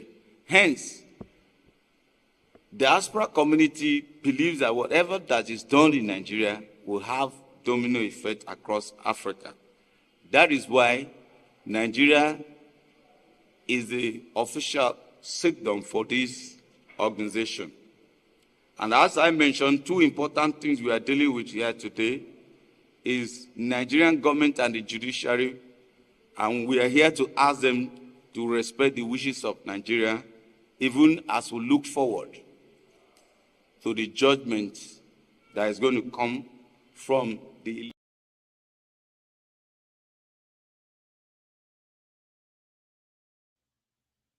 So diaspora guys for what do they call it, African of that, said they've sent a letter to the tribunal that this is so significant and important, right, that they should at least follow their own law.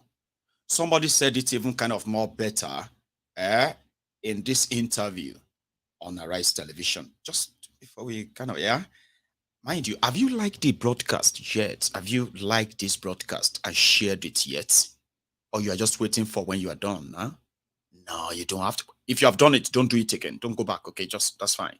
But if you haven't, come on, you can take a moment, check it out, and listen to this. Core of the tension, like you noted. And I want to say clearly that very importantly, the judiciary must live up to its billing. It's the last hope of a common man. The judiciary must do justice. That's what people are saying. I don't understand why that would bother the government of the Federal Republic of Nigeria. I don't know why.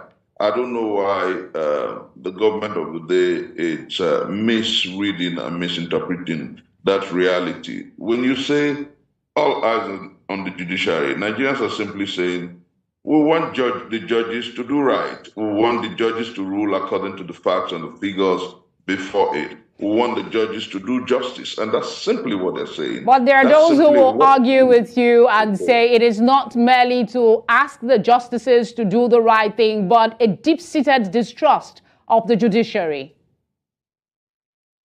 Well, if you see from that prism, the simple thing is, okay, if there is doubt in the ability of the justices to do right, all eyes on the judiciary is a call for them to prove the people wrong, to show that they are interested in doing what is proper, right, and right. And let me say clearly that at the core of democracy is the transparency, the credibility, the fairness of the electoral process. If Nigerians are judged the February 25th, 2023 election as grossly flawed, then the judiciary must look at the issues fundamentally, look at the issues dispassionately, look at the issues as provided by the Electoral Act and indeed the Constitution. And when they do so, they will do what is proper, right, and right. And that's exactly what Nigerians are calling for. Nigerians are saying to the judges,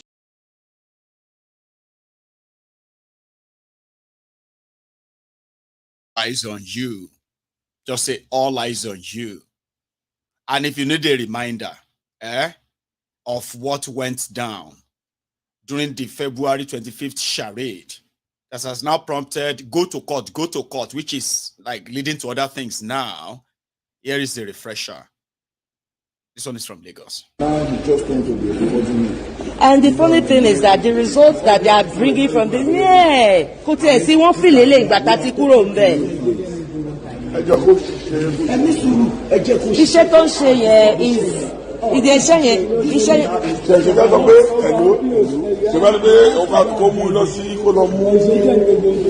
Rivers, yes. Why are you talking like this now? He's actually telling you facts. Went there we were searching for you. You went into hiding. Now, and then I want Tipex everywhere. No, it's the truth, Yes, the thing he's doing is wrong because we are seeing the results here and not the results we had at the polling unit. And he needs to stop what he's doing because he's now entering everything into the master sheet for the bidders. Yes. Gbogbo nǹkan tẹ̀ ṣe yìí sí ó ti wà invalid already. Now lórí Vivas and then gbogbo result tó enter sí láti gbàtà kátó wá síbi àti ṣe now. Just 2 units láti ṣe ń gbà yẹn. Yes, then wọ́n wá missing gbogbo result tó enter bí is not what happened at the polling units. Kò lọ ẹja tiẹ̀ ṣe báyìí ẹja lo Vivas. Ẹja lo Vivas. No, but it's the truth.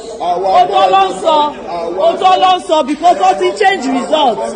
What he change results. What he change results. Gbogbo ẹ̀ àti wo pé gbogbo kini yìí ṣe irọ́ ni. Gbogbo ẹ̀ irọ́ ni. Yes, we do. Bring it out and compare it with what is on the ground. It doesn't matter. The Vivas has the results. Let's go and get the Vivas. Bẹ́ẹ̀ni, kò tó ṣe é sí ìtì. Kò tó ṣe é sí kò lọ.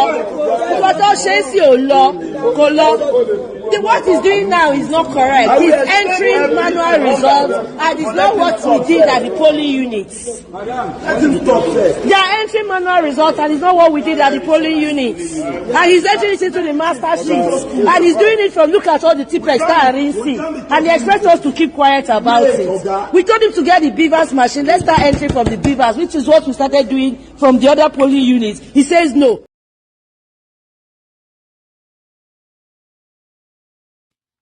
I just thought I should remind you, because, you know, Stockholm syndrome that Nigerian suffers from, right? A lot of them are now asking you that, where's the evidence? Where's the evidence? Where's Peter Obi is not even asking, is not even arguing about the result. He's arguing about the process. I won't weary. Evidence. So if your judges come out and say no evidence, we'll see how the people will react. Sure, you get evidence is everywhere. Your judges are not they are not blind or deaf people. They know what happened. But you know why I told you that they are not going to give you any judgment? The person, they call him Mr. Samani. But before I continue, let me quickly say a big thank you to this my person, Jari Benga Oloba. Sorry that you know, Baba. You were the one who actually came through with that your 40 pounds before the last person I mentioned, right? So thank you. And ladies and gentlemen, by the way, I have managed to put together, pull off about 220 pounds.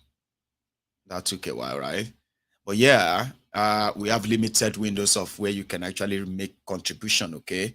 I really do wish you donate to us in Naira, okay? Because even after this, we just still have to others feel like donating in dollars or pound sterling and all of that makes the money more valuable. It's up to you. But to those who have responded, thank you, okay? So yeah, when people are saying they are waiting on the judges and all that, that's Samani, you know what he said during the last closing written address. The judge, that is that all of you are waiting for, and other justices, you know what he said about Tinubu? And he said, but this whole thing that you are talking about, this issue of forgery, this issue of forfeiture in America, and all of these things, they happened a long time ago.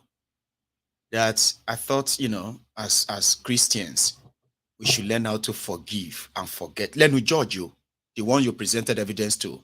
He was telling Peter Obi's lawyer that in the spirit of forgiveness, as Christians, there are all these things that they are trying to pull and all of them, right? They happened long time ago. The judge, Samani, said that in that court. And Peter Obi's lawyer responded that they might have happened a long time ago. But by law, it's still going to be, it still has to be held responsible for them. That's why he responded. But yeah, the judge said, in the spirit of forgiveness, share all these things, can't you just, as a Christian, you can forgive and just forget and move on. The judge already has that, he already said that in open court. A lot of you might have forgotten. A lot of you might not read any meaning to it. So I'm begging you, maintain your expectation, because me, I have an idea where this is headed. So that when they finally do it, you will not be screaming inside the house. You see this? Nigeria is... just think about your children if you have them around, okay? Think about your roommates and others. Manage your expectation. You are not dealing with real human beings. You are dealing with monsters whose career, their profitable criminal career across board brought Nigeria to this sorry state. It's not just the politicians that brought Nigeria here. The judiciary, you know what I mean? The civil liberty organizations and even Nigerians themselves. Do you not see that guy that is Tipexing results in that video I played you?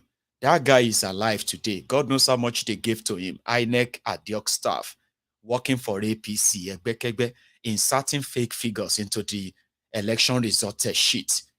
Where is he today? Is he watching what is happening right now? Elections have consequences. So those of you who are enablers anyway, Femi Falana came out and dropped a bombshell. It shouldn't be anything surprising, okay? But it's good for the diary. Let it be on record that somebody else has come out to also sort of acknowledge what we have already been saying.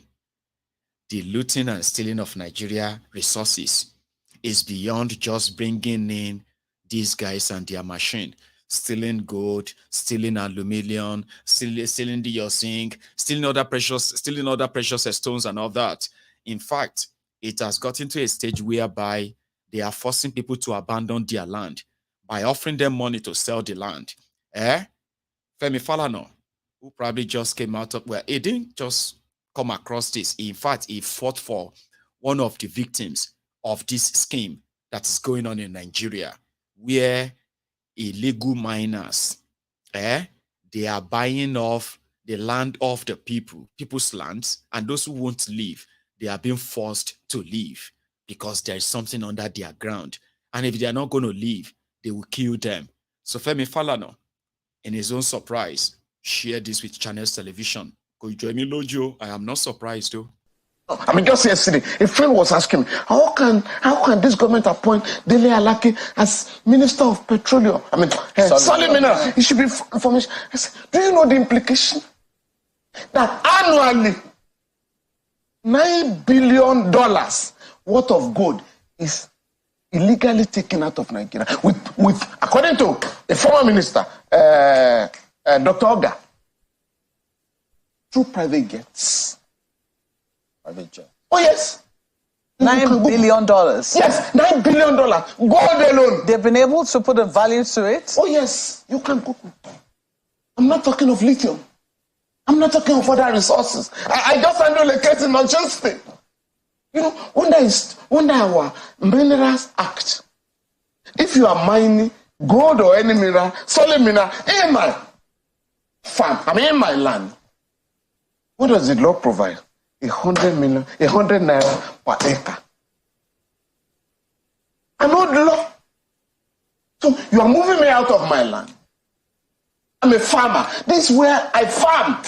But you said, no, get out of the place. The government has taken over your land. We'll pay you 100 naira. So they were going to give our client 150,000 naira. And they came to us, what are we going to do with it? I said, don't worry, we'll go to court. So we went to court in the Federal High Court of Osogbo. Oh, the other lawyer said, no, this is what the law provides. I said, no. Section 44(1) of the Constitution says, if you take over my land for public purpose, I will prepare a fair and just compensation. The law, the judge, this man awarded 250 million naira to our client. But you know what I discovered? Unfortunately, after the case, unfortunately for the company, we discovered that in 5 years, that company will make a profit of $500 million. No tax. Do you run a country that way?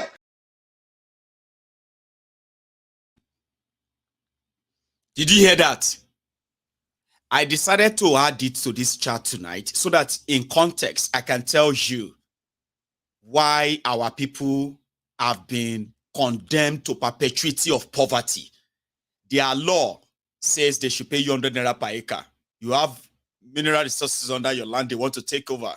So they pay you 150,000 naira. You take the 150,000 naira, which in its value is just 100 pounds sterling. Or 120 pounds sterling. You take that, and the company knows that in 5 years, what they are going to extract from that land is going to be over $500 million. That 5 years wealth could change the lives of millions of Yorubas from that same Osun state alone. But what? It is going to be taken out of Nigeria to somewhere else. As long as some palms are already greased, okay? Those they will pay 1 million, those they will pay 10 million, those they will give 100 million, and all of them. But the real owners, they give them peanuts so that they can die in abject poverty. That is what Nigeria represents. And that's exactly what they are doing in every part of Nigeria right now. North, east, west, everywhere. Our people are being subjected to the worst of the worst environmental degradation. They have been exposed to different kind of chemicals that they are digging and pumping into their ground, into their land. All of them that will in years to come possibly ruin the ecosystem of our land. But with what to show for it? Nothing. Poverty. And that's what Nigeria represents. Cash for the boys. Dele Alakori should be a minister of mine and all that. So that, solid minerals, so that this whole thing can come through one person, alpha, beta, kind of. And it is just going to be the fraction, the surface that they are going to reap from, even though they will make billions from it, Abi. And our people will be languishing in poverty. But whatever they get from this, because of their greed, is actually a scratch of what is really out there that could change the lives of our people. But greed, selfishness, self-centeredness, get rich quick syndrome, we never let them see that. So now our people are going to be left with what? Environmental destruction, health hazard. A lot of them are going to suffer serious health issues due to all of this. On top waiting, because they pay them 150,000 naira for their land. Who is going to protect their interests? Femi Falana was able to defend these ones, and they got paid 250 million naira. Is that even like 0.0000001% of what they are going to take from the land? No. But look at it. Nigeria did that to them. And that's just one out of God knows how many thousands. Look at how our people are suffering.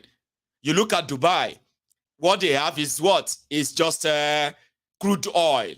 We are more blessed than them.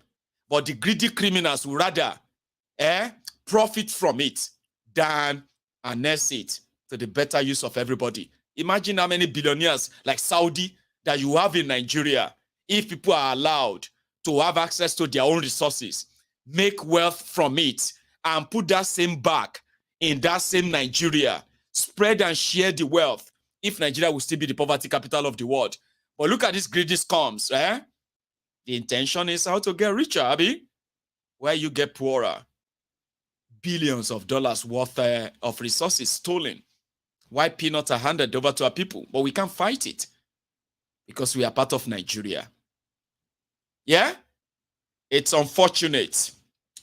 So I also want to take you to Port Harcourt 2 days ago. You know, there are some of you will think oil bunkering and stealing of Nigeria crude oil should be coming to an end. Baba, 2 weeks ago, they said they caught a vessel from Ondo State that went there to steal crude oil from Ondo State. But while they were destroying the vessel, the history of the vessel shows that this vessel has been stealing crude oil from Nigeria for 12 years. 12 years ago, the ship was grounded for the same crime of stealing crude oil. But somehow, it escaped from the government and it continued to steal crude oil for 12 years until 2 weeks ago, when they discovered that he just stole another crude oil from Ondo State. Remember that, So they destroyed it. And the rest is history. That never stopped the oil stealing. And it also never stopped the drama. Do you know other thing that happened? There's a oil rig somewhere in Rivers State. And it is called Seplasti oil rig. Imagine the confidence of you, of me, Mayegun, going to Ondo, for example, where they have oil, and I just built the oil rig to start drilling the oil from the ocean, from that river there, right? Nobody to touch me, nobody to check me, no nothing. The fake, well, they call it fake now. The fake, the fake oil rig has been in operation since 2016. Is that a country? Nigeria will be great in my lifetime. Baba, continue, they play. From 2016, illegal oil rig was standing on Nigeria water with a name boldly written on it, Seplasti. Workers going there every day to work. ship coming in to load the crude oil that they are drilling. And 2 days ago, the oil rig collapsed. And guess what Nigeria said? It has been operating since 2016 illegally. Are you joking? Like, who was supposed to know that an illegal oil rig is operating in Nigeria? Oh dear. Well, if you ask me, now who I go ask? So I'll show you the collapsed oil rig that has been in operation for the past 7 years. It's just like saying that very fast. You see, I'm very tired. I'm struggle now. God, you have saved me today. Even that crane when we get close to that place was very risky. The crane can fall. That's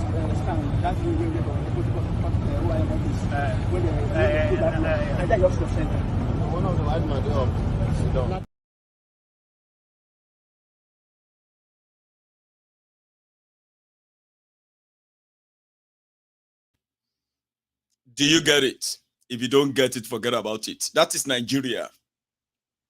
Until it collapsed, we didn't know it is illegal. Nobody have a clue of how many crude oil they've pumped already. In those years, that is Nigeria, the giant of Africa. The resources is just there for everybody to steal. Find a way, go and steal your own. If they catch you, well, maybe you don't do them well. If they don't catch you, they will celebrate you, the biggest billionaire in town. And if everybody is asking about the source of your wealth, your friends on social media that you have done giveaway to, they will reply them, why didn't you ask for the source of his poverty when he was poor? Very easy. And you can go and enjoy your money. In a lawless concentration camp or contraption called Nigeria. I mean, I don't know how you do it, but I mean, it's quite, strange, isn't it? Nigeria. But let's go forward a bit. So somebody who once told you that they had it all figured out, but they didn't. It's a chieftain of APC. When you get bored, I can stop the video, but watch this. Formations, and you really said this is one area that you are very critical and use very strong words, such as that our expectation from your government has crashed. That is a very strong one. I mean, if you are to analyze or assess which of these appointments are you disappointed in? Well, look, I prefer to talk in general terms now, because to be fair to all those who are nominated, they qualify to be ministers, they qualify to be in the position they are. But the point is, at the stage we are as a country, we expected, and I am saying so as a very active party member who was active in the process leading up to even the emergence of President Asiwaju Tinubu. Our expectation was that we wanted not a business as usual approach. We wanted a situation where the business of managing the affairs of the country will depart from the conventional practices, which we believe is part of the problem of politics in this country. And that is why I qualify it in that open letter by saying that it is clear politics eclipse any other factor in terms of the factors that determine all the nominations, I won't say all, most of the nominations that have taken place. And that is the source of why I said our expectations have crashed. But that being the case, I mean, here we are. We draw the attention of the president. I'm absolutely sure, in fact, before the open letter yesterday, I raised issues about the need for him to really give targets to all the ministers, so that from the beginning, we know that there are targets, and when they don't deliver on the target, he doesn't owe anybody any job.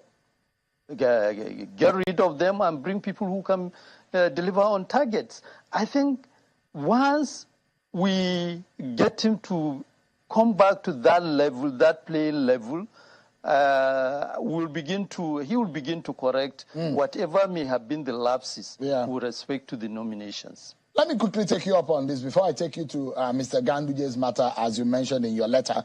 What exactly do you imagine is going on with the nomination of Malam Nasir El-Rufai? Do you think that it was politically or technically pushed out of the scene? Well, look. I didn't want to comment on this because my personal opinion is that, again, politics is being overplayed. You know, if other nominees are cleared, I don't see any reason why Malam Nasir will not be cleared. And sincerely speaking, the earlier we reduce political consideration in terms of determination of decisions with respect to appointment, the better for the country. That will be what I will say at this point. But I'm just wondering, he's not the only one, though. There are three of them, but it's hinged on issues of security, and that's why their nominations are being pending. But let me take you to Malam Ganduje's emergence and competence. You, in strong words, have said that he should not have emerged, and you are relating to his time as governor of Kano State. What do you think for you? Because you sound embarrassed in that letter, and the fact that a lot of people are not able to speak up on these, the fact also that Malam Ganduje and Senator Basiru Ajibala are Muslims, and you're saying that this is repeating itself. But for Malam Ganduje, what are your grounds, or what is your grounds with him? Well, first, let me clarify. I respect Dr. Abdullahi Umar Ganduje. He is a leader both in the party and in the Northwest, where I come from. I respect him. But I want, and this is where I need to be hard on. I was about the first person that raised the issue, call on Senator Abdullahi Adamu to resign immediately after the election. And my reason was that there is the need for us as a party to demonstrate sensitivity, that we contested the election on a Muslim-Muslim ticket. Having contested on the Muslim-Muslim ticket and won, we need to now demonstrate that it was purely an electoral strategy. And I call on Senator Abdullahi Adamu to make the supreme sacrifice. I reminded him that APC was founded based on sacrifice, and he needs to make that sacrifice. And I made the point that we need to get somebody, a Christian from the same North Central. Now, of course, subsequently, the internal dynamics within the APC played out in such a way that it became conflictual. Let's be poor. Breathe. Don't suffocate them. We have that responsibility.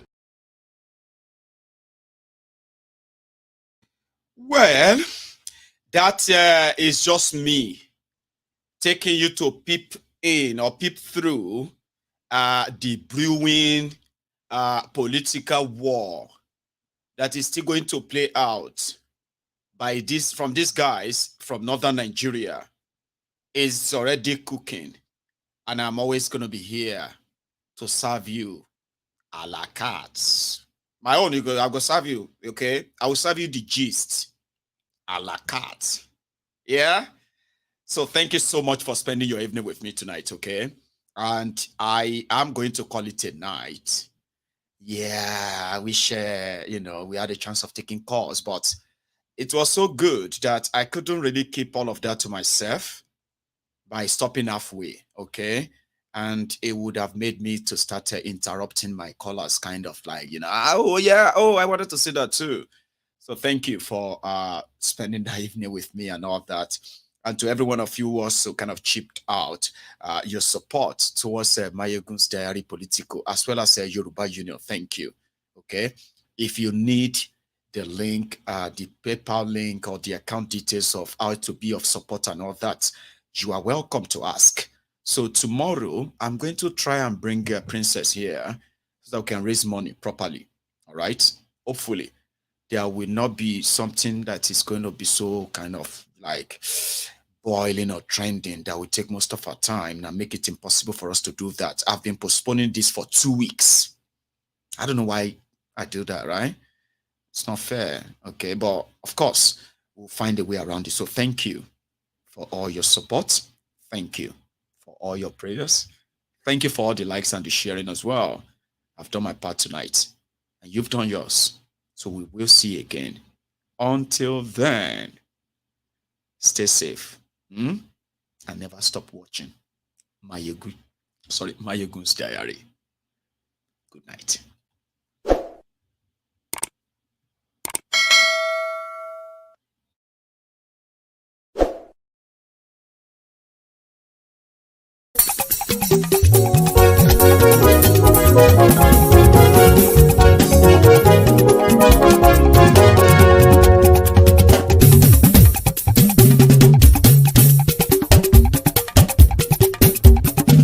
Mayegun làwa mọ̀ làmọ̀ tó dòdòdò. Mayegun Diary Mayebi number one. Mayegun làwa mọ̀ làmọ̀ tó dòdòdò. Mayegun Diary Mayebi number one. Mayegun ti dé o ọ̀rẹ́ ará ìlú. Mayegun Diary Mayebi number one. Lórí Facebook lórí YouTube. Mayegun Diary Mayebi number one. Gbogbo bó ṣe ń lọ ni Mayegun já wa sí. Mayegun Diary Mayebi number one. Àṣírí ọ̀jẹ̀lú kì í bò níbẹ̀ o. Mayegun Diary Mayebi number one. Bó bá ṣe eré àní Mayegun máa wí. Mayegun Diary Mayebi number one. Ó sì tún ṣe eré wàá gbọ́ níbẹ̀ o. Mayegun Diary Mayebi number one. Mayegun Diary Diary political. Mayegun Diary Mayebi number one. Godfatherism kò sí lọ́rọ̀ Mayegun. Mayegun Diary Mayebi number one. Ẹ farabalẹ̀ sẹ́ o kẹgọ́rọ̀ lẹ́nu o. Mayegun Diary Mayebi number one. Àní Mayegun làwa mọ̀ tó dòdòdò. Mayegun Diary Mayebi number one.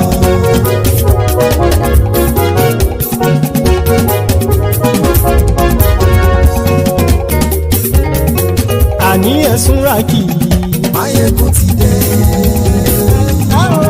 Mayegun ti dé. Ọ̀jẹ̀lú ẹ̀sùn ràkì. Mayegun ti dé. Àní ẹ̀sùn ràkì. Mayegun ti dé. Lórí Facebook. Mayegun ti dé. Àní ẹ̀sùn ràkì. Mayegun ti dé. Lórí YouTube. Mayegun ti dé. Àní ẹ̀sùn ràkì. Mayegun ti dé. Bọ́ bàbá gbé wúrẹ́. Mayegun máa wí. Àní ẹ̀sùn ràkì. Mayegun ti dé. Ijó ìgbádìyẹ. Mayegun máa wí. Àní ẹ̀sùn ràkì. Mayegun ti dé. Pẹ̀sìdó bá rúfin o. Mayegun máa wí. Àní ẹ̀sùn ràkì. Mayegun ti dé. Gómìnà kówó jẹ. Mayegun máa wí. Àní ẹ̀sùn ràkì. Mayegun ti dé. Ọlọ́pàá tí ń darí bá. Mayegun máa wí. Àní ẹ̀sùn ràkì. Mayegun ti dé. Aṣòfin tí ń rúfin o. Mayegun máa wí. Àní ẹ̀sùn ràkì. Mayegun ti dé. Òpùrọ́ olóṣèlú. Mayegun máa wí. Àní ẹ̀sùn ràkì. Mayegun ti dé. Ọ̀jẹ̀lú ẹ̀sùn ràkì. Mayegun ti dé. Àní ẹ̀sùn ràkì. Mayegun ti dé.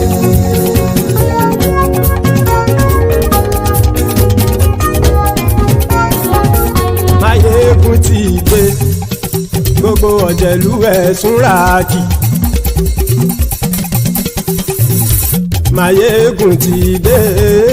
Gbogbo ọ̀jẹ̀lú ẹ̀sùn ràkì.